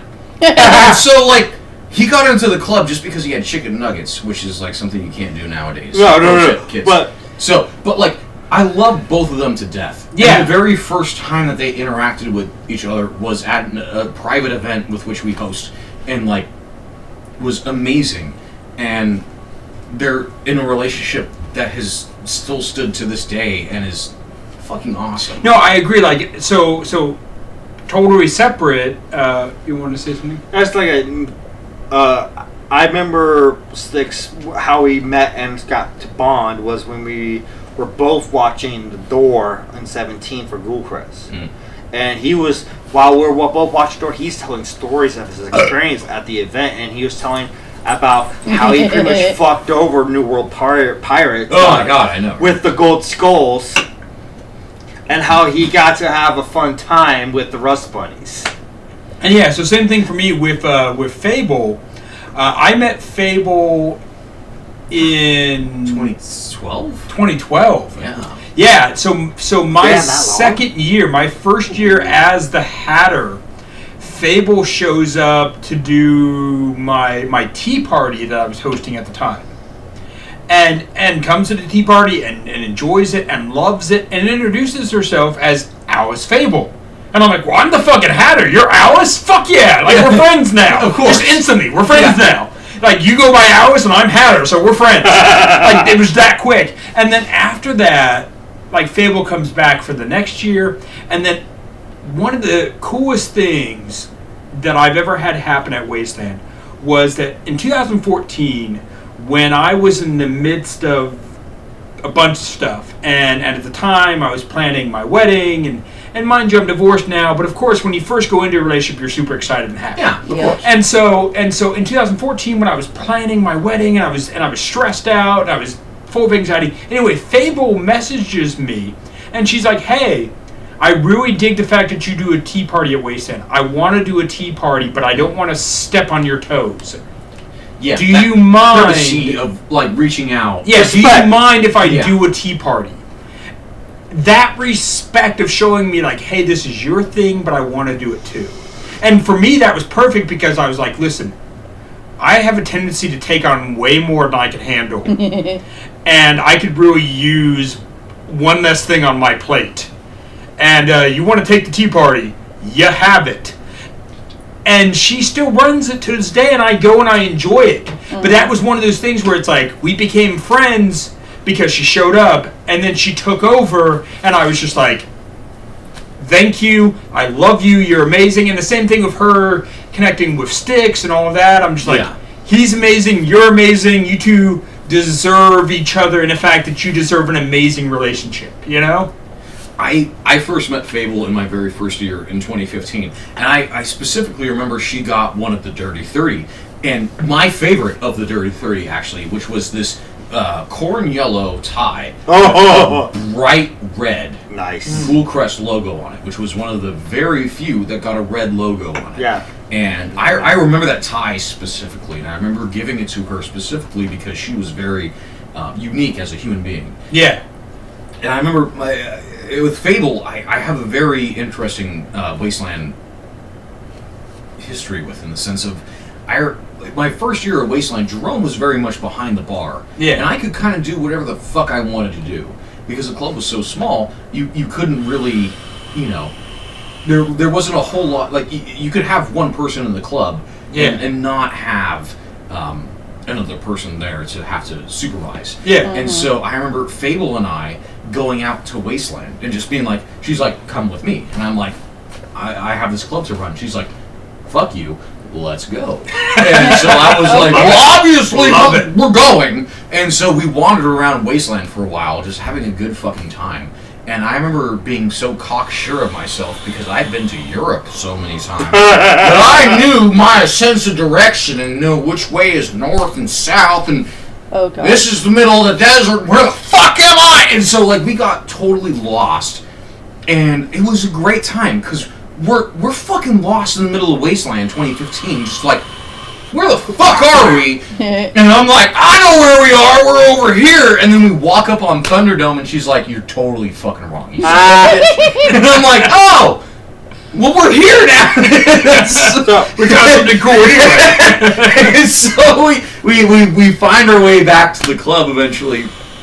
And I will never forget that fucking first year of just wandering aimlessly around Wasteland with Fable, being so sure of myself and knowing which direction we're going, and then just going that way. What you got? You got your hand up. No, I just got one comment. What you got? One from Mad Rider. I think it's more targeted towards you. Oh, it's a joke. Mm-hmm. What kind of tea do they have at Wasteland? So here's the thing. Tea It's a joke. It's You a joke. don't have to get too personal with it. Well, teabagging. I mean, if we're talking that type of stuff. No. But Dust tea. dust tea. Yeah. But when it comes to tea, I have a genuine obsession with tea. We have a And lot I have of gone, and hopefully people know this, but I have gone tea tasting with like Corporal, who's a big tea drinker. I have sat and had tea with Fable, as I said, and anybody who tells me like, oh, I'm into tea, just like if you say you're into cigars, bring me your goddamn tea, because I will in a sense judge whether or not I like it, and I'm not gonna shit all over it, in a sense that I either like it or I don't, but as long as you like it, that's cool, because we share something. Even if we don't like the same tea, we share something that we're both passionate about, a nerdy, fucking obscure, something that most people don't enjoy. Mm-hmm. I mean, how many people want to go tea tasting with you? No. But Corporal was one of those people that would go tea tasting with me, and we did that. We went to like 4 different shops in one day. Corporal is a very tea unique tasting. person in the sense of she will go tea tasting with you and then practice on how to stab a person. Yes! In the same day. No, we did that in the same day. No! Wow! It's like, I knew what you guys fucking did before you did it. We went tea tasting Corporal comes down to Sacramento and meets up with me. And I had already picked out a couple different tea shops to go to. Well, while we're driving around, we see this pawn shop. And Corporal's like, hey, a lot of times I get a really good deal on knives at a pawn shop. I'd really like to go into this pawn shop. You know why? It's because they still have human blood on them. You have to sell it at a discount price. Because they're trying to get rid of the And evidence. she knows a good deal when she sees one because she's Scottish as fuck. Yes. Yeah. So You on say that, this like you know her. Interactions. Okay, there you go. on that same note, we go into this pawn shop while we're on our adventure to try various teas. And at the same time, like, I've got this schedule in my mind that I want to make it to all these shops. But I'm just like, you know what? The day is about having fun and an adventure. So fuck Okay. it. She wants to go to a What? pawn shop. You can have your seat You can back. have your seat back because I got it.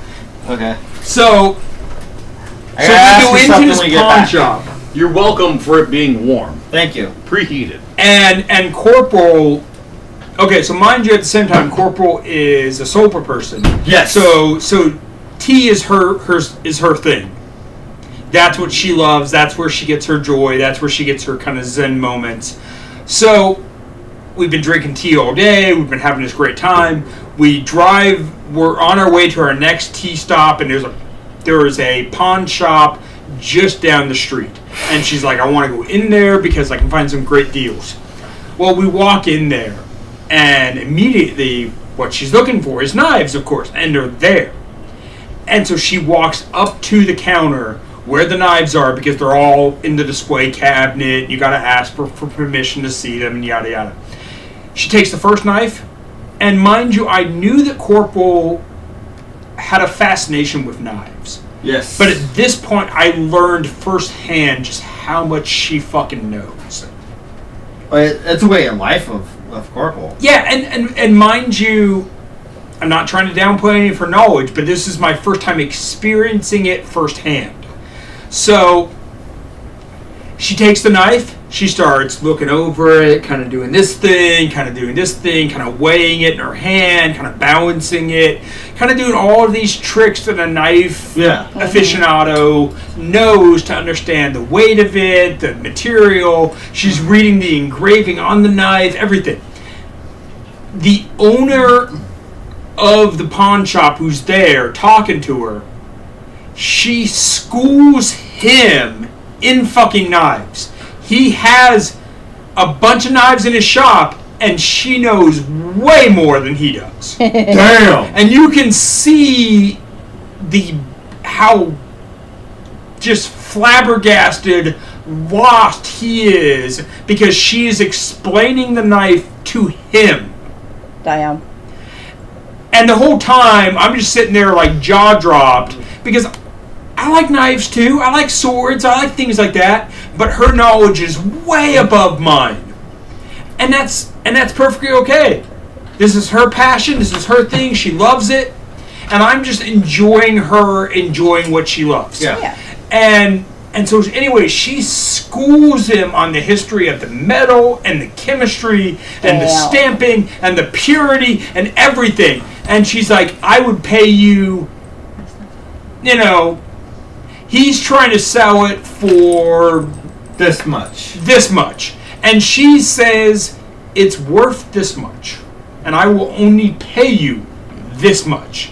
And he's like, well, I'm here, and I will only come down to here. Now here's the thing. Corporal stuck to her gun. She's like, I'm only going to offer this price, and if you don't like this price, you're not selling this knife. And so That's mine, motherfucker. Did you to switch? Well, yeah, because I got my. I want to take my beer, of course. to her credit, she ended up walking Where'd out of mine go? there. You had it, fucker. It's It was. it's over there on the counter, dude. Yeah, it was sitting right there on the. It's right It there. was sitting right there in the coaster. You are. You're playing with me. You moved it over. I knew it. I fucking knew it. You're fucking with me. You're. I'm not drunk. You're fucking with me. Maybe a little both. I can't right now. Okay. So Corporal sticks to her guns, and Stick to her knives. That's sticks to her knives. She genuinely wanted to buy one of those knives because she really liked it, but she would only pay what it was really worth to her. And the guy was like, "No, it's here," and she's like, "No, it's only worth this." And anyway, they couldn't meet in the middle. They couldn't figure it out, and she was just very much like, "Go fuck yourself. I'm not buying this knife." We went from there to our regularly scheduled tea shop and did some tea tasting. And the whole time I'm just like, my jaw is open like, holy fuck. Like, I knew she knew her shit, but to see her demonstrate it and fucking own his ass on his knowledge basis her knowledge, I was just blown away, you know? Oh, yeah. And that was one of those things, like, you can't plan organic, amazing moments like that. And it just happened, and I loved it, you know? No. So, yeah, she is somebody, and there's a few other Wastelanders who I'm like, you and I mean, we both like tea, we're both super nerdy, like, we can do this, like, let's go do our thing. It's hard to find people who are that deep into things that I'm that deep.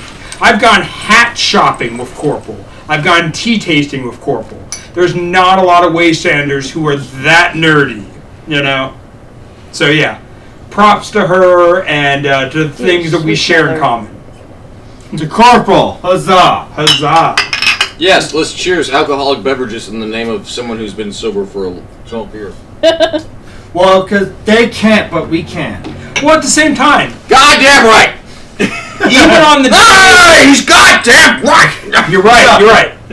I do have a story I need to share. Okay, because go I ahead. need your side of the story Right, that I okay. never got. Okay. Now, I'm going to say the story. When I'm done, you can tell your side of what happened. Now, this is 2017. You remember that year. Vaguely. I was very sober for it, yes, but no, I remember. It was a rough year. This was the year. I blocked it out psychologically, not First year, out trauma. Yeah. First year apart. PTSD flashbacks. All the flashbacks, yes, but go ahead. First year part of being officially part of the tribe. Also, first and only year being a doorman with sticks. Here comes Big Disco. Oh, fucking disco. With a posse. I know this story, yeah. With a posse. Not just like one guest, but a bunch of guests. Yeah, like 6 people. Yeah. Big Disco, of course, flashes his tie. Like you do. Yeah. And he's like, alright, you're in. He comes through, and they're trying to go like, whoa. No! And he's saying like, what the fuck is this? He's like, oh, they're with me. I'm like, You get one. you get one. Pick your You get a +1, not +6. So he was like, And of 2017, of all the years to pull that card, the worst. Yeah, He was that like, was the year you guys "We were guys fucking take a- slammed every we night." guys take a Yeah. bribe? And I'm like, we're not allowed to, so no. Yeah. So they're like, We could, but you still wouldn't get in any like- faster. okay, I'll be right back. So he goes inside Ghoulcrest, talks to you, Yeah, oh yeah, I remember. looks at points at us, comes back to you, and then points at us again, and you both nod and shake and talk, and then he just goes, okay, so I heard from Major that you can accept a bribe. So I got these gold cards. His Pick fucking one. favorite cards, yeah, I love this. His favorite cards. He's like, pick one. So I'm like, fine, I guess I'll take a bribe. So I take a card and I'm like, VIP for 1 hour. Yay. Whee! Yeah! And then he's like, cool, we'll go on. And then Six like, whoa. Yes! Fucking sticks! Six does this. Now, I'm probably... Every right, dude. Props. Fucking No, I know props, exactly my where this is man. going. He's like, he accept the bribe, but what about me? Yeah, that's the way it should be. You gotta bribe every doorman, not just one. So Yes, I agree. So Boss Cat, apparently in a fucking hurry, he's like, okay, take the card. So he's like, yeah, and he's like, I'll be your wingman. So I guess that's how you got Fable. I remember this. It was so much fucking fun. Oh my god. So, what the fuck were you two talking about that we couldn't hear? No. So he came in. He's like, "Hey, Major." And so mind you, this is 2017 is like the worst year of Wasteland I have ever had. I loathe and despise the year 2017. Yeah, Albeit aware. this moment is like a fucking golden moment in a shit year. Oh my god! Victims of their own success. Oh my god! Every night, stressed out, And so anxiety. Yeah, go ahead. So Big Disco. He comes up. He's like, "So Major," you can see like I saw him coming in already because I'm already sitting down on the couch. I'm already just angry and pissed and just not like I'm already over this year. Like I already want to be home in my own bed. Like fuck this whole event. And so I look up and I see him talking to Danny, and I see like Big Disco like pointing to me and just like, oh, and I'm just like, oh. And he comes up to me, and obviously I know the name of the game is like I'm trying to get a lot of people in, and I need you to facilitate that. And I'm just like, yes, but it's not my responsibility because they're the doormen. So you have to convince them, not me. And if you can convince them and not me, then you have won. Congratulations. Fuck off. And so I just remember like being like, this is probably going to be the most entertaining thing I see of Wasteland, so I might as well just like fucking kick back and then just like yes! And just see him try to convince every single doorman of like why they should be let in their entirety. Yeah. And that was one of the most satisfying things because he tried so fucking hard to get every single one of those people in, and it was so admirable of him to be like, no, I care about every single one of you, and you need to be into this club right the fuck now. That was one of the great moments of Wasteland. Fuck! I completely forgot about that until, yeah, you brought it up. Yeah. Of just like, no, you convinced him, but what about me? You haven't greased this squeaky wheel. No, because like they brought me, I said the balance, but I don't like, you're only bringing me one of us sticks. He's the I don't too. control the door, so he's looking at me like, dude, this is your club, and I'm like, I don't control the fucking door. And he's like, oh, fuck.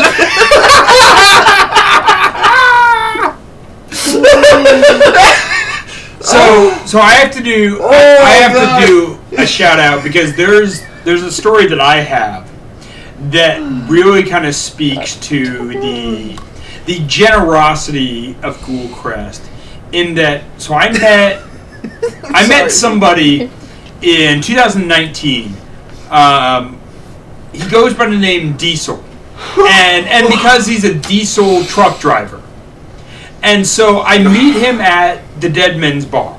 I'm hanging out at the Dead Men's Bar. This is Saturday night of Wasteland 2019. Okay. And it's early. It's like 6 p.m. And I go to the Dead Men's Bar because they're right across the street from Hobo Junction, my camp. And they're hosting some of our members because we had this kind of shitty camp spot. So they're hosting the Milk Carton kids who I've talked about before, who are like the younger generation of Hobo Junction. Shout out. Milk Carton kids are the absolute shit, and they have one they're of the, fucking yeah. No, they have one of the best Wasteland stories as far as I'm concerned. They fucked over damn near every major tribe in Wasteland in 1 year. And as far as I'm concerned, like they are princes and princesses of Wasteland every single damn. And that was the year they earned the name. Milk Carton kids. Our very first year in 2015, they earned their name and their legacy among Wastelanders, and I will regard every single one of them with admiration and respect. Wiley, fucking Rufio. Yeah. Oh my god, Rufio. My fucking son. Yeah. My son Rufio. Your son Rufio. Yeah, all of them. Mad. Rufio and Tiger Lily have invited me in to their family, and they're a genuine real life married couple, and they have 2 kids, and their 2 kids see me as grandpa. Which, since I don't have any kids, like that is one of those super sweet, like, aw type of moments for me. But Well, they got married at the Ghoul Crest. yes, Yeah. and I was there. I gave Tiger Lily away. I know. I genuinely cried. And Jerome was the one to oversee the like. Yeah. Yeah, I know. yeah, Oh, yeah. everything about it. Yeah, Oh, yeah. exactly. So getting back to my story. So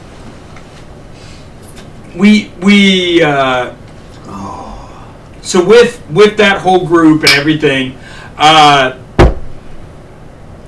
been a member of Ghoulcrest since the beginning, and I always make the joke that I have number 31 of the Dirty 30 because Oh, shit! That's right. Yeah, I remember. yeah. because I, as part of my hobo shtick, I wanted to do the gentleman hobo of like the Great Depression era.